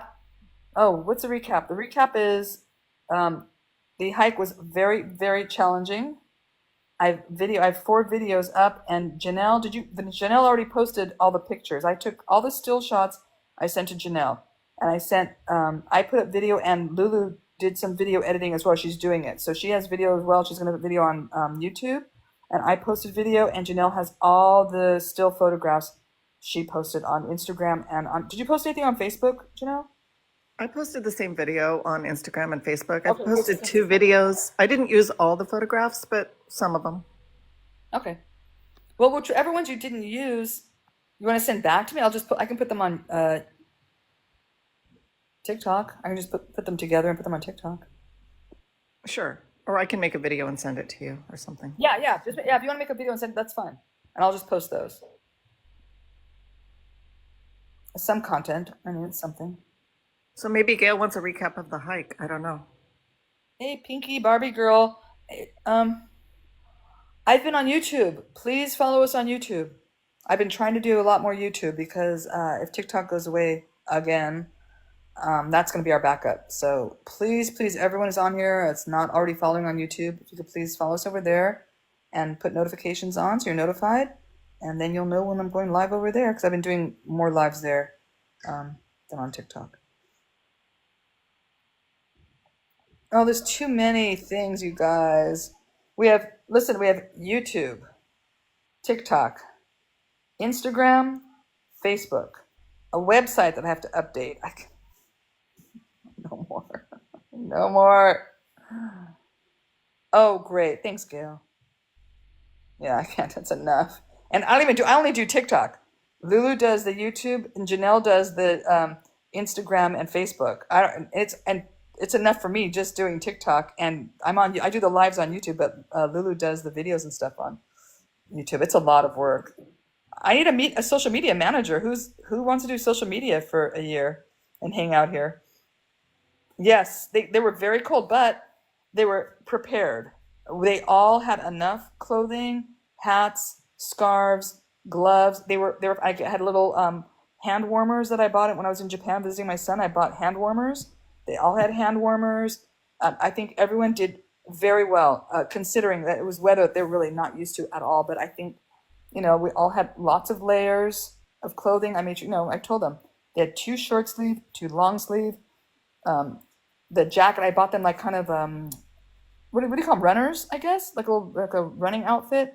So they wore those. They had 2 leggings, pants. I told them not to bring shorts, and they still brought shorts, and they wore them. They went in the freezing cold water one day. One time they went in the freezing cold water, and that was it. But they wanted to bring shorts. I was like, whatever, you're not going to really need them. It's so cold here, but they did use them. Poor Shikalani looked so pitiful. I know, like that skinny little kid. He was so fun. He was running around with like a jacket and no shirt under and like no socks. Like, what are you doing? They were just going crazy there. I mean, they were really enjoying it. I have to say, I mean, it was such a unique experience for them. And I mean, I would catch one time, I think I even took a picture. I think I said, Raheem is just staring at the mountains. Like he was just in a, trance. Like seriously, like the guy was not moving. He was just staring at the mountain because they were huge. I mean, this was a big mountain. It was 7,000 feet elevation. We were at a really high elevation. It wasn't like a little mountain or anything. It was very high. And Mount Mulanje, it's not one mountain. It is 19 different peaks that make up that area of Mount Mulanje. 19 peaks. So when you're looking in the distance, we had one view. You could just see peaks all the way down. As far as you could see were just mountain peaks. And it was gorgeous. I mean, there was some beautiful scenery there. Really, really, really amazing views. And Raheem, he was really soaking it in. I could tell he really enjoyed that. Yeah, they had a really good time. I bet they're just telling all their friends about it and bragging about it, I'm sure. I would on YouTube, I had a really long live, so you can hear all about it, all the trials and tribulations. If you can sit through it, oh my God, I started watching 2 minutes. I look terrible. I look so tired. Oh my God, do I look bad in that video? It was just yesterday. Was it yesterday? I was a wreck. I was so exhausted. But it was quite the experience. Like I said, I wouldn't do it again, but I'm glad I did it. I'm glad the kids got to do it and got to see all that stuff. And I would love, love, love to take some kids to do other things like that again, but it was expensive. It was $100 a person to do it, which is cheap for other hikes that I've gone on. It was probably the cheapest hike I've done. It's like, but it still added up, so I can't keep doing that. Now we're building the market and I have to put all my other money into that and all the other stuff that we're doing here.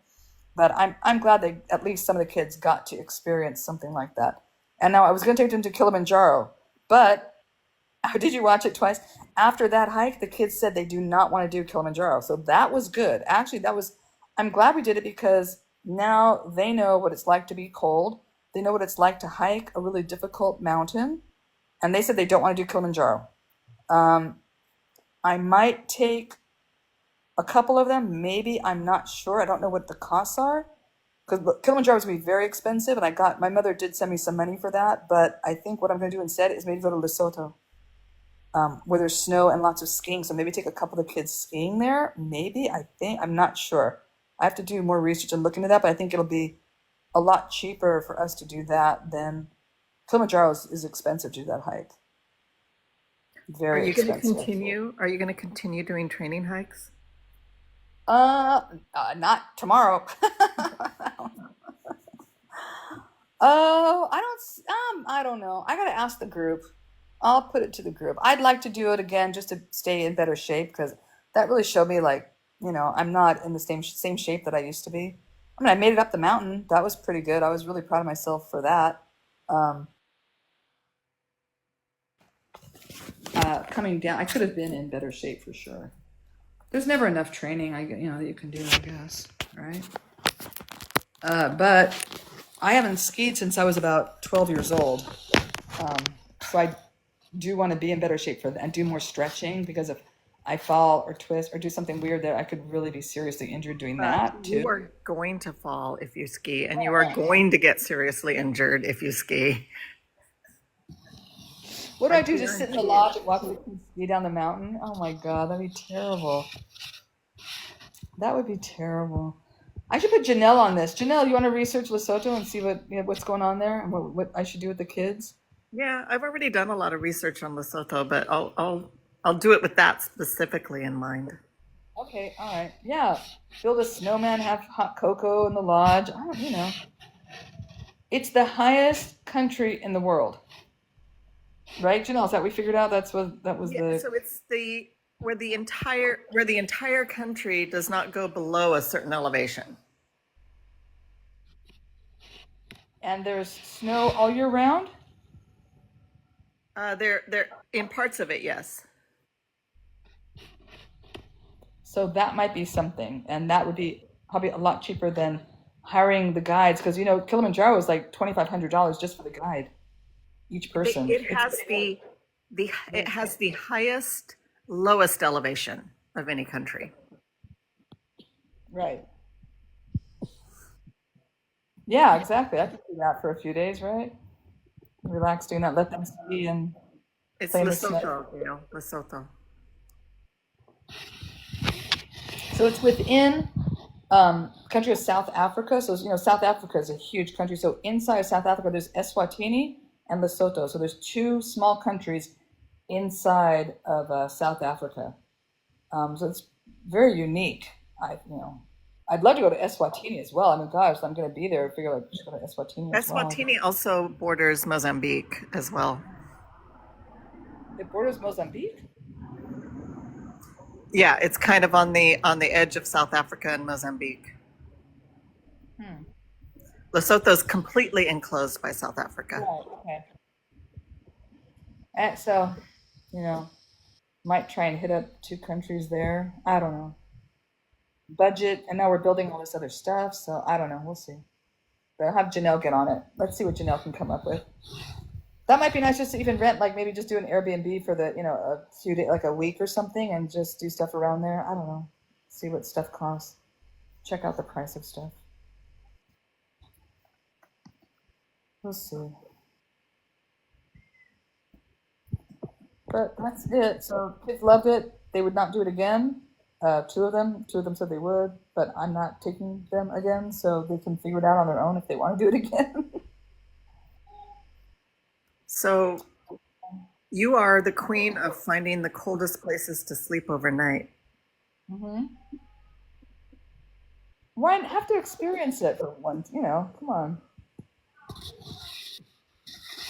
You took me to Ben Weston Beach, and we slept on the beach, not in a tent, overnight, where I froze and never slept the entire night. Oh, that was on Catalina Island. That was supposed to be nice weather. I didn't know it was going to be so windy and cold. I said, no, we can cowboy camp. We don't need a tent. We don't need to carry extra weight in our backpacks. Come on, let's just go And then, when we stayed in the Hobbit huts in Scotland, you insisted we didn't need sleeping bags, Oh my and gosh. froze. We froze. Don't make me laugh. That Hobbit house, that was funny. That's where you fell. Wasn't there a heater in there? I thought there was like a little heater, wasn't there? There was, but there was no insulation in the walls. So there was this tiny little heater on the floor. You know what? You did not stay at Mount Melange huts. Those places were not even close. They did not hold a candle to Mount Mulanje huts because they have no insulation. They are drafty. They're just like wood boards, like nailed together, and there's cracks, and there's just air whipping through the cracks, and it was freezing Yeah, cold. It was that was what did kind of some of my places on the Appalachian two? Trail. Yeah, it was bad. It was pretty bad, but experience, experience.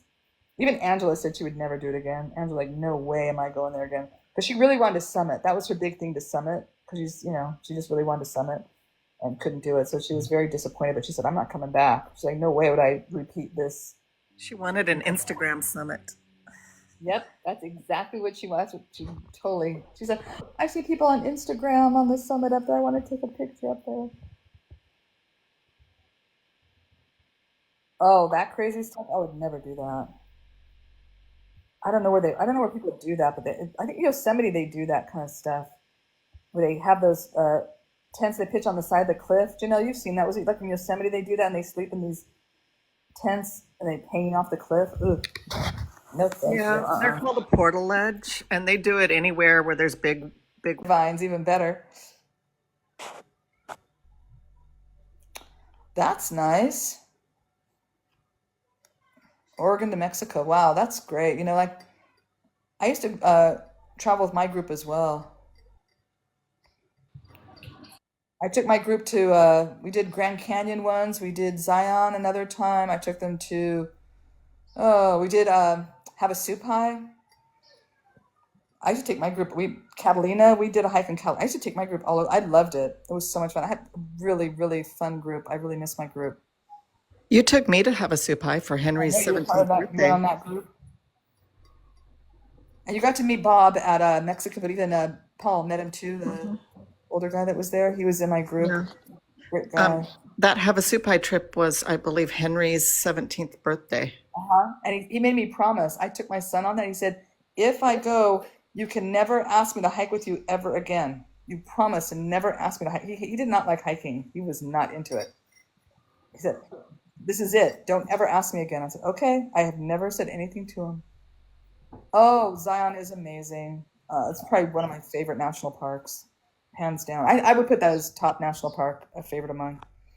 Honestly, there's so many different kinds of trails. There are accessible trails that you can take. There are difficult trails. There's there's every kind of hiking that you want to do there. Every level, every ability that you can do there. It's just beautiful. A sopai? Oh, Havasupai. Havasupai is people of the blue water. It's the reservation there. It means people of the blue water, and it's in the Grand Canyon. It's just farther down from the north rim, the south rim, which are where they have the hotels and all the stuff is kind of going on there. And then there's a lodge down at the bottom. Phantom Ranch is down at the bottom, but farther down the Grand Canyon is an Indian tribe called the Havasupai tribe, and I've done that hike 3 times. It's incredible.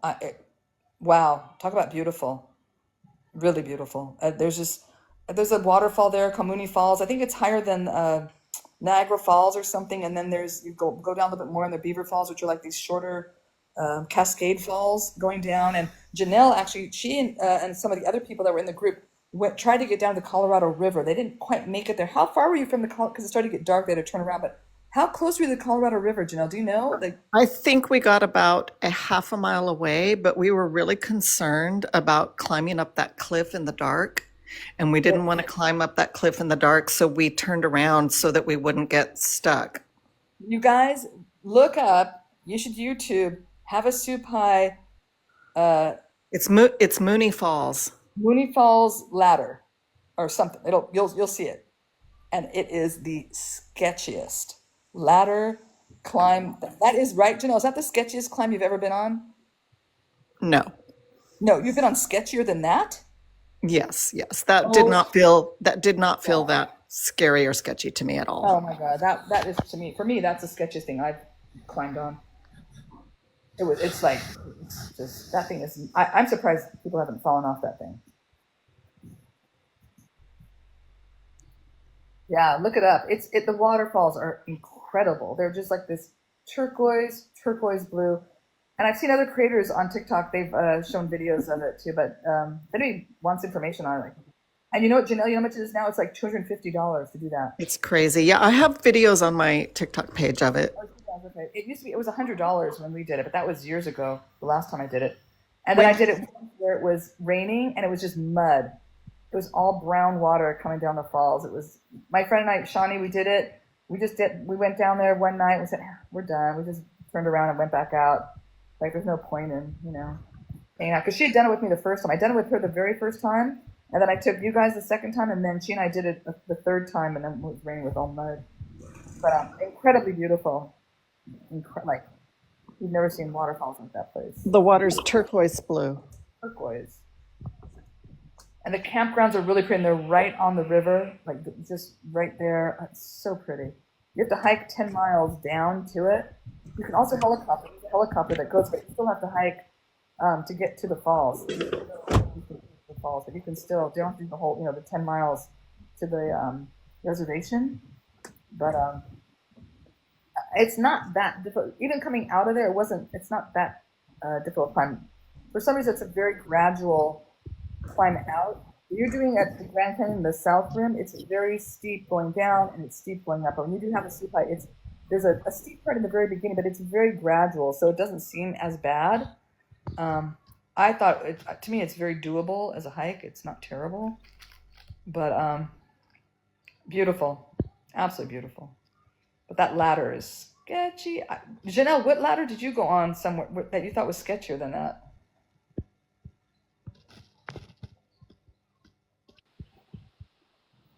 I went on several ladders on the Tour de Mont Blanc that were really sketchy.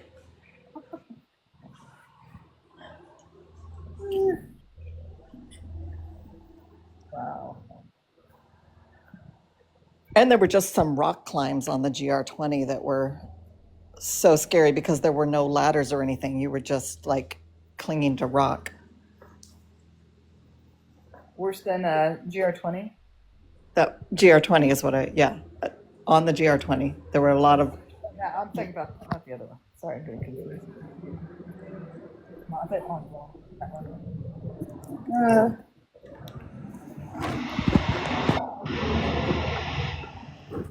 Okay, everyone. And what else? We're gonna hear about more hiking. Kind of got off the topic. I think everyone's bored of our hiking stories. Well, no, there's still 44 people in the room. They're here. They're listening. If anybody has any questions or anything? No, nothing.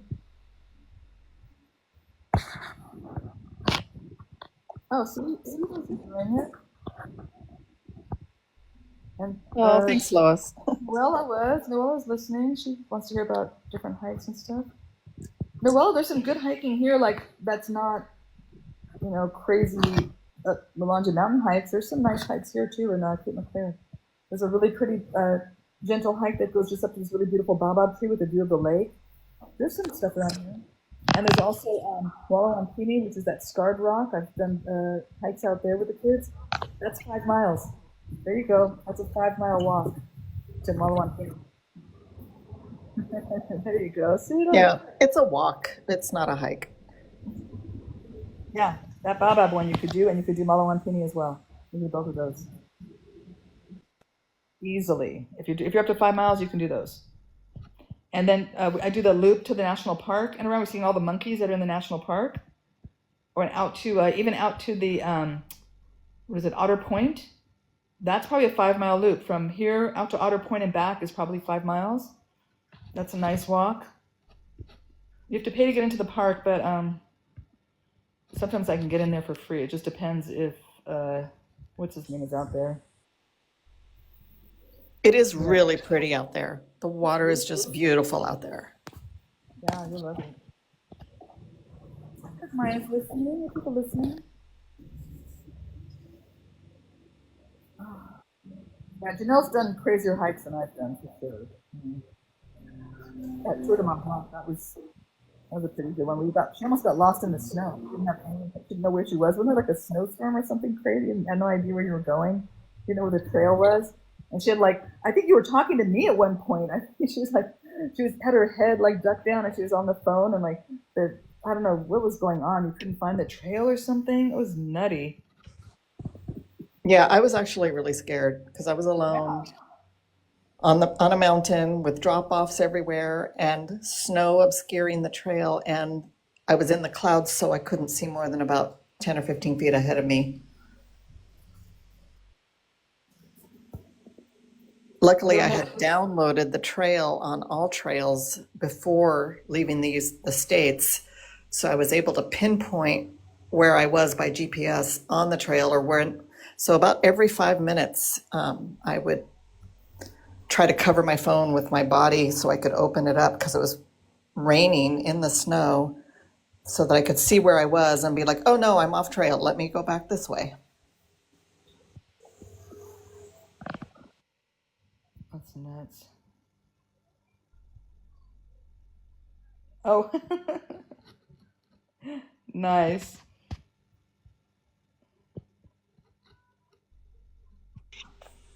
That's what was happening to me on this trail. My knees were locking up. I almost collapsed. I really I'd never had that happen before. It was scary. Scary. Have you done, you know which one is really nice too is I did it with my mom and my son a million years. My son was like probably 5 years old, 6 years. Um what's it called? In Italy on the coast where you go through the villages, Cinque Terre. Have you done Cinque Terre? I have not. I would like to. I was just looking it up. It's different now. They don't, it's not the same. Before when I did it, it was so long ago that you would go and be like a trail that went behind people's houses. It was like, kind of footpaths that went along in back of people's houses. You're right in the village. You just go down to the village and get an ice cream and then come back up and that's where you were. And then now, but I think now it's more up in the mountains. It's higher up. It's not as close to the villages anymore. They changed. I guess it was like a big flood or rainstorm or something and it washed out a lot of those little footpaths. When I did, you're like looking at everyone's tomato gardens and you just go down. We stopped in every village and got a snack, either food or ice cream or both or whatever. All five of those little towns as we went down. That's a great walk, or it was. I don't know what it's like now because they changed the route, but that was really fun. Yeah, we took that. We took the. We got back. What? I don't think we took. Did we take a boat? It was a train that we took back. I think. Is there like a little train? We didn't take a boat. I don't remember taking a boat back. We went from the north. We walked down. I thought it was a train. Do you remember Yankee got this was so long ago? Yeah. Okay. Yeah. We took the train back up. This is more than. Oh, this is. My son's 26. It was 20 years ago. Yeah, he was only probably 5 or 6 years old. This was 20 years ago.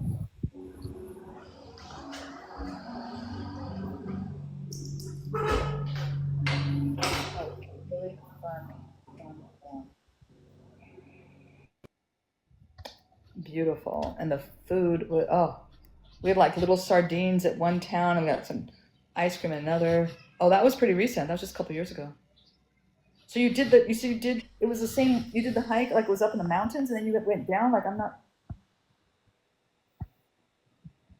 What did you say the name of it was? You said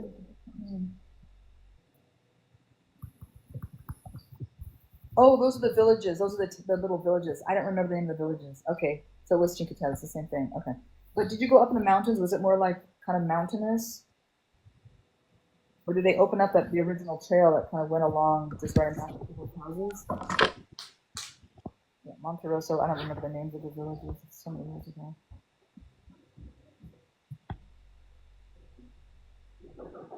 Okay.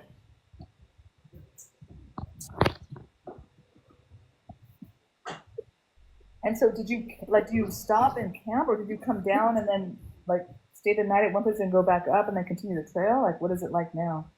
Wait, let me see. Can I bring you on here? It was a hike. Okay, not a hike now because when I did it was very easy. It was just a dirt path. You just go to back of their houses. It was really easy. We did it in a day.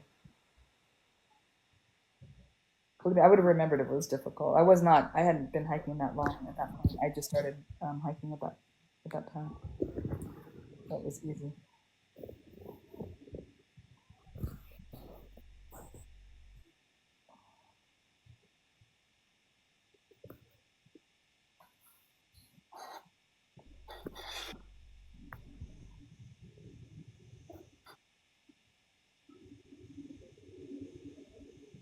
What other hikes? Janelle's done the GR20. We'll talk about the GR20 short hike. Yeah. GR20 is by far the most difficult hike I've ever done. That's on Corsica, island of Corsica, and it's all rocks. Not the first two. I just did the first 2 days. I had the easy days, and then I fell and injured myself, so I left the trail. And And Janelle continued, I was and on then it it was for all rocks 17 days of rocks. of like steep, steep, steep climbs. There was even parts where I was having to like go onto ledges with my elbows and arms and try to heft myself up with my 30-pound backpack. And it was like up and over peaks every day and then down. Oh God. It was Ugh. rough. I think you said that's supposed to be the most difficult hike in Europe, right? I mean, it's No, it's the most difficult long distance trail in Europe. the most difficult long distance trail. Okay, In Europe. Yeah. in Europe. What's supposed to be the most difficult trail? What do they? What do people consider the most difficult trail? I have no idea. I don't know. But that's the rocks just are not up my alley. I mean, Annapurna Circuit wasn't a walk in the park, that's for sure. That's the most difficult thing I've done. And I'm sure it's elevation that makes that one really difficult. It was 14 days, and it was freezing every night. Every night there was snow everywhere, and freezing cold temperatures. It was a lot. And But it Kilimanjaro. wasn't.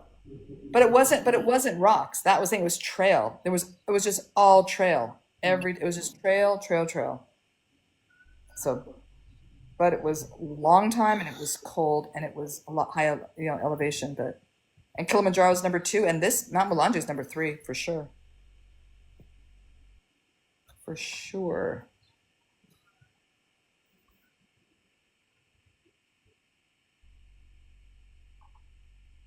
For sure. For sure. Now the Hebridean Way, that was easy. Yeah, that wasn't. I don't consider that one of the most difficult. That was very easy. The Hadrian's Wall path, the only thing that made that difficult was going through cow pastures and all the Avoiding cow shit everywhere. sheep and cow stuff and getting chased by bulls in pastures. That was scary. That was very scary. But yeah, that was we did how many days? We did 14 days. The Hebrides are islands, Scottish islands. Beautiful, beautiful. It was very windy, and we did very long distance. That was because we were doing how many miles at like 17 to 20 miles a day or something. We were doing very long distance. Yeah, we were doing pretty long distance. It wasn't, there were some mountains and some hills, but mostly it was difficult because of the bog, and we were like sinking in the bog with every step. You have no idea how far you're going to be stepping down. You step and then you just sink. You don't even know where your foot's going to go. So sometimes be like up to your ankle, sometimes up to your knee, like you had no idea. And that was crazy. Those bogs are crazy, but it was fun. And we I did only like met, it. we only met one other person that was doing the hike. And he was on a bicycle. No, wasn't he on a bicycle? I thought he was on a No, bicycle. he was one person that was hiking. Remember, we saw him from the bed and breakfast we were at, and I took a Oh, he was picture going of the other him. direction. Wasn't he going the opposite way? Like he was going south and we were going No. north? He was going the same way we were because we saw him Remember at the that. first place, and then we saw him again at that little hostel. And I said, "Wait, I took a picture of you yesterday." And he's like, "Yeah, I saw you." That's right. I remember that. But everyone else they were doing the bike path, which was Yeah. not the same trail we were doing. It goes through the Hebrides, but it's kind of like not exactly the same path because they're on a paved road. Right, I say they're on roads. We were off sometimes, but we didn't really. We only went off the road. It wasn't every single day. We were on the road quite a bit too. I would say we were not on pavement very often. God, I remember being on pavement. It was windy, and then you wouldn't let me eat lunch. And then another time, what else? Janelle's pretty bossy. She could be bossy. Like, no, we can't eat. No, you can't eat lunch. Keep going. Crack the whip, man. Move along. What was the other time that we were on the road too? I remember a couple times being on the road and walking Well, for there was miles. one Remember time. we got lost. We got lost in the bog, and you remember we came back out. And we could take the road all the way up because we couldn't find our way through that thing. Yes, I remember that. Yeah, for some reason I remember being on the road a lot. We were on the road. We had to cross over the bridges to get to each of the different islands, The and we were castaways, on. yeah. I don't know. I remember a lot of road to me. It seemed like maybe I even think it was like for me it seemed like 50-50. We were along the beach a lot, along the shore, along the edge of golf courses. Golf courses. That was fun. I never realized that the sand traps, like, because I had played a little bit of golf back in the day, but I didn't realize that they were, it was because the original golf courses in Scotland are on, like, there are sand pits. Like, there are real sand pits on these golf courses that are not fabricated. In my mind, I thought, I don't know why, I just thought, like, they designed golf courses with the sand to make it difficult, but no, they're like that. Like, that's how they come because they're built close to the beach areas where there's sand. So there's grass around pits of sand. I don't know. It never occurred to me that that's why they have sand pits at golf courses. Because I played golf in LA. Oh, I can't laugh. It hurts.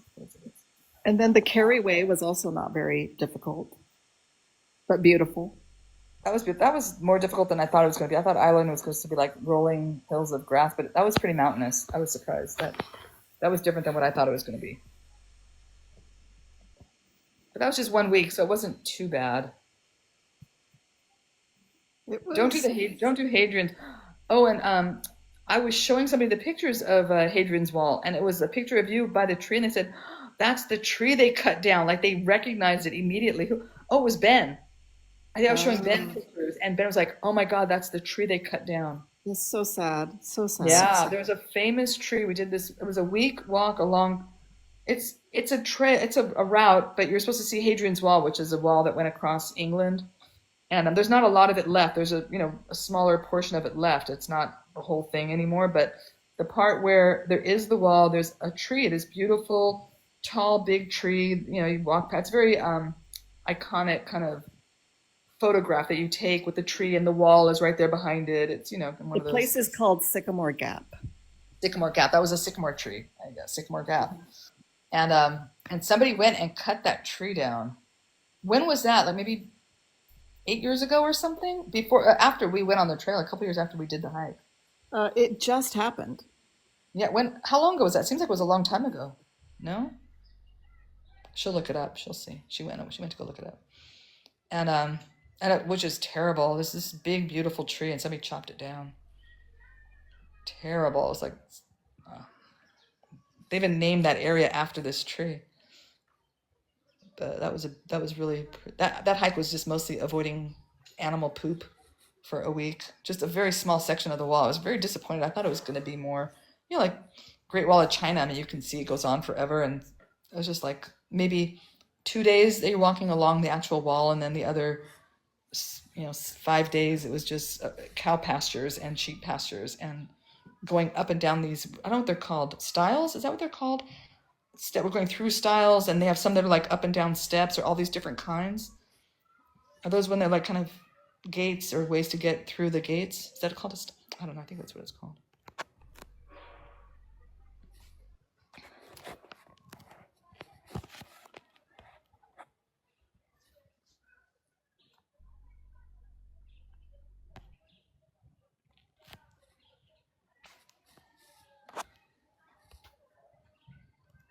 Where's Janelle? She's looking up when the tree was cut down. Hey, come here. No? All right, he just goes off in the bedroom, lays down in the bedroom. My dogs are not very affectionate. Oh, no, I can't hear you. What happened? Did I mute you? I don't think I muted you. I didn't press anything to mute you. Hold on. No, the microphone's on. Can you hear me? Now I can. There you go. Okay. Yeah, I was muted for some reason. I don't know why. I didn't mute you.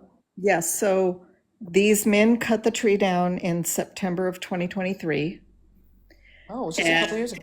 Seems like a yeah, long time. it was pretty recent. And then just this month, July of 2025, they were sentenced. Oh, they found out who it was. Yes, they were prosecuted and sent. How did they figure out who it was?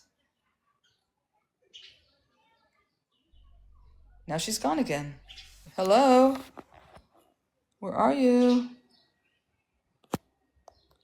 Maybe it's her connection. Hello? All right, bye, Maya. Again. Yeah, double goodbye. Hello?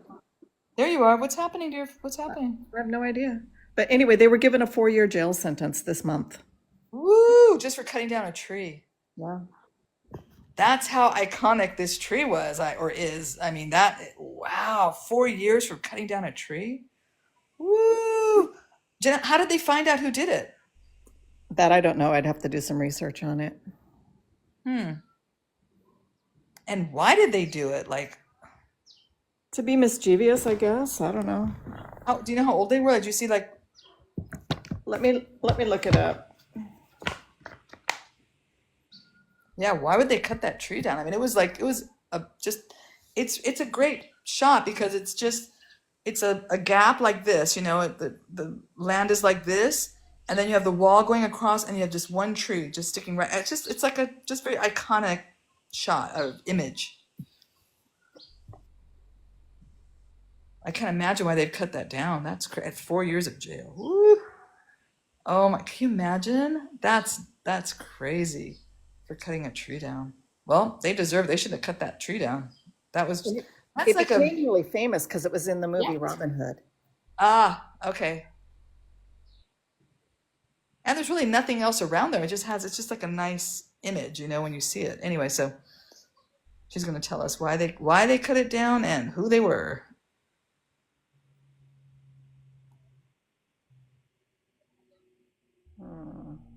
That's kind of the only thing to take a picture of the whole time. There's really nothing else to take pictures of. We just took pictures of like gates and going up and down those steps, getting through each pasture. There's nothing else there. That was a boring, that trip. I do not recommend that walk. Not at all.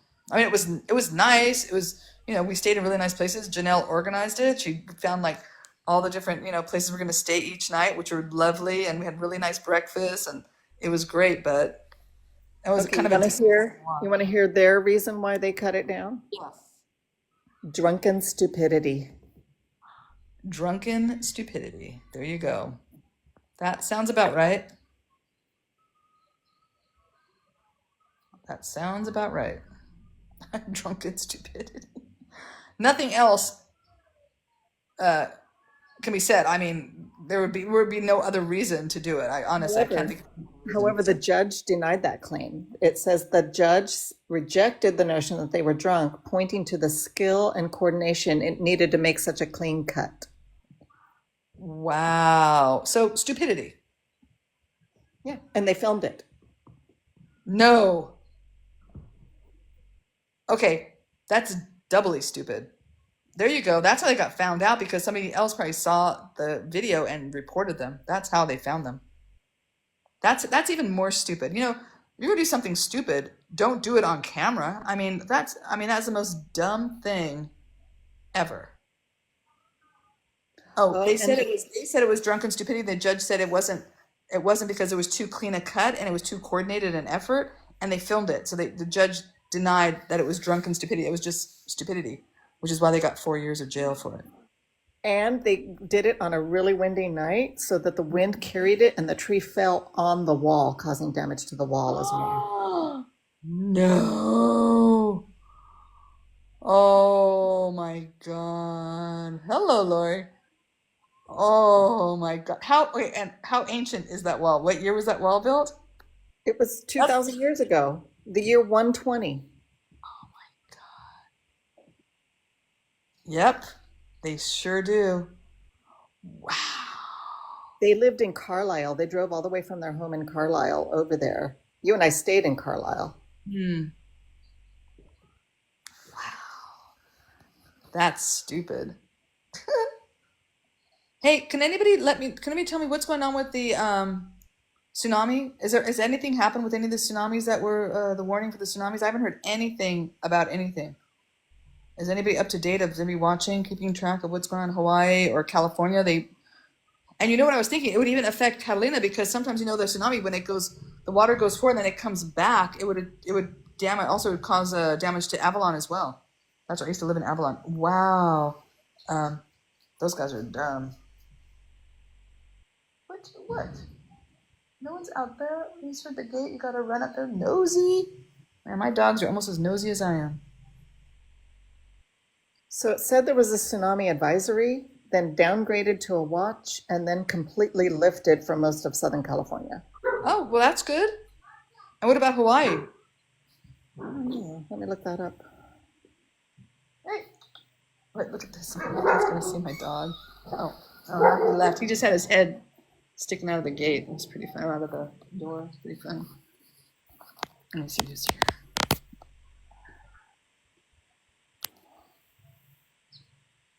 Supposed to go by Avalon at 1 a.m. Oh, okay. What time is it what time is it now? Because today's Wednesday, right? It already passed 1 a.m. Hello. How are you? What's going on? Okay, Fraser's here. Hey. You're not wearing a hat. I've been seeing you with a hat on. Did you get your hair cut? What? You got a haircut? Your hair. Yeah. Yeah, you got a haircut. That's why I was like, looks different. Oh, so they must have, and then probably didn't end it. Oh, wait, let me see what this says.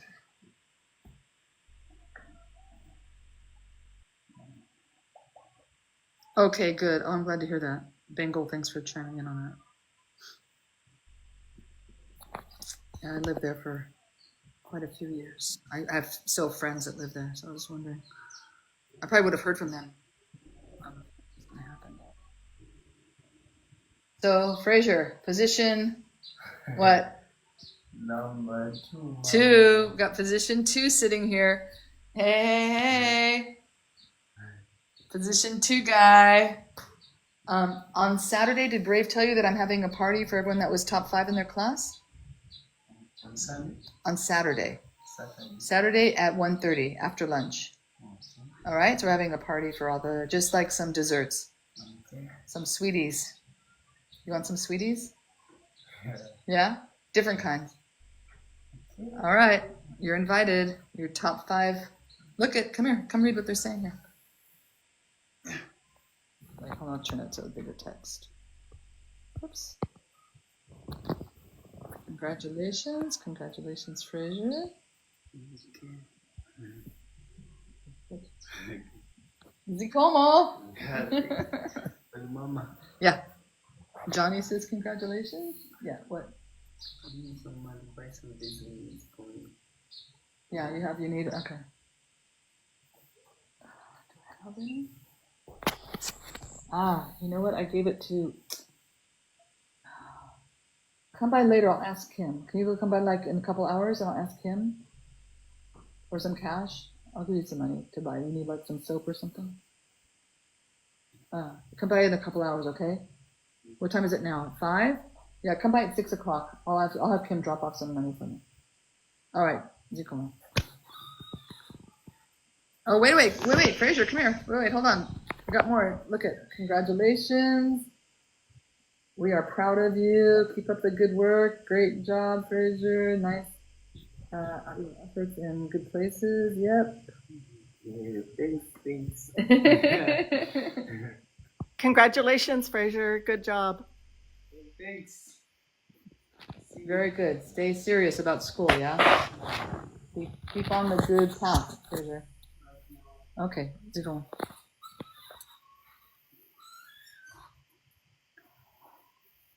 Very, very proud of that kid. He's kind of abandoned by his family here in the village. He was left. His family, they went back to the city, and he stayed here at the age of 14. By himself, he's 16. He's been alone here for 2 years, taking care of himself. He just asked me for some money for some basic needs. Yeah, it's sad, but yeah, he's 16. He's in 6th grade, but he's number 2 in his class. So, he's plugging away one day at a time. So he'll be 18 when he finishes elementary school. But, you know, hey, he'll finish elementary school, he'll go to high school, hopefully he'll go to a good high school, get a good education, and go to university, you know?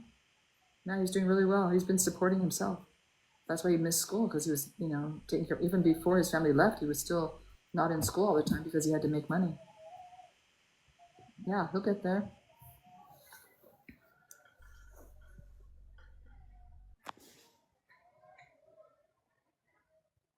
He will get there. Very proud of that kid.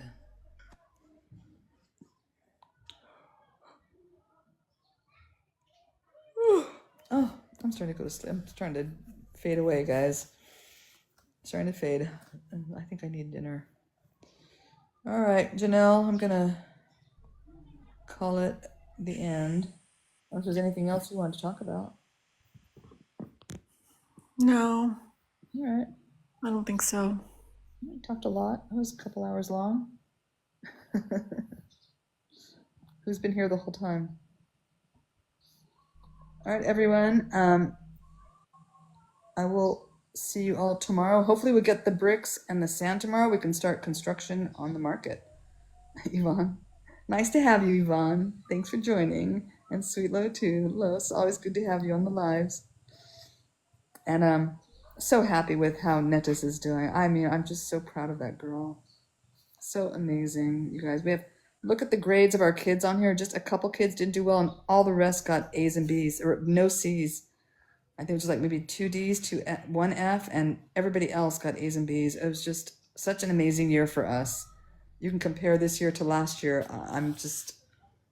It's really, really going well.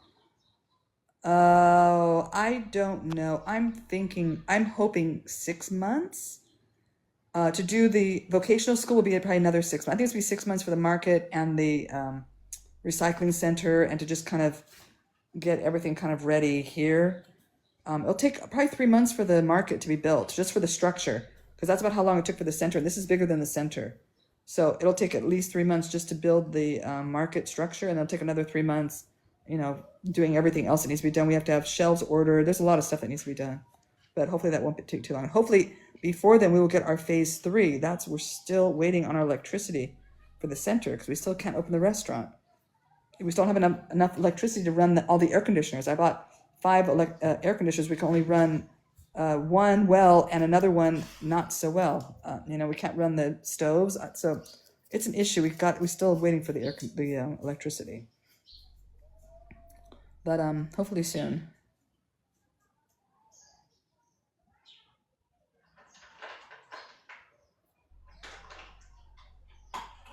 Wait, Sharon, who? I'm sorry, I missed whatever Sharon. Oh. Yeah, we hope we get electricity, aren't we? We have it. We're drawing electricity from here to the center, and it's like not enough. So, oh yeah, I had to scroll back. Yeah, we will not put bathrooms in the market. We'll have bathrooms in the center. If somebody needs to use the bathroom, they go. We will have sinks though to wash hands, because we'll have women serving food there and taking money. So we have to have a place for hand washing. So we will have definitely a sink and running water to the market for sure. But we were not putting in toilets there. I know, me too. I can't wait. I love watching the construction happening. It's fun. And they're so fast. You know, it's not like you have to wait, 3 years for the construction. I mean, the construction happens in a matter of a couple months, so they're very quick. We're also not putting a ceiling in, so we don't have to wait for the ceiling. We're not putting any kind of kitchen in there, so we don't have to wait for counters, any of that. Just there'll be a one counter, just a very simple one, just for the people, like a register area, but it's not going to be anywhere near as complicated as the center. Not even close to the center. And I think the center took us 9 months, I think, to complete, and it's still not really complete. We don't have the electricity. Everything's by hand, but it goes so fast. So please follow us on YouTube. Please, please, please. You'll follow us there. I do a lot more lives there. And I'll be posting stuff here too. And there, and Instagram, and here, and everywhere, all over the place.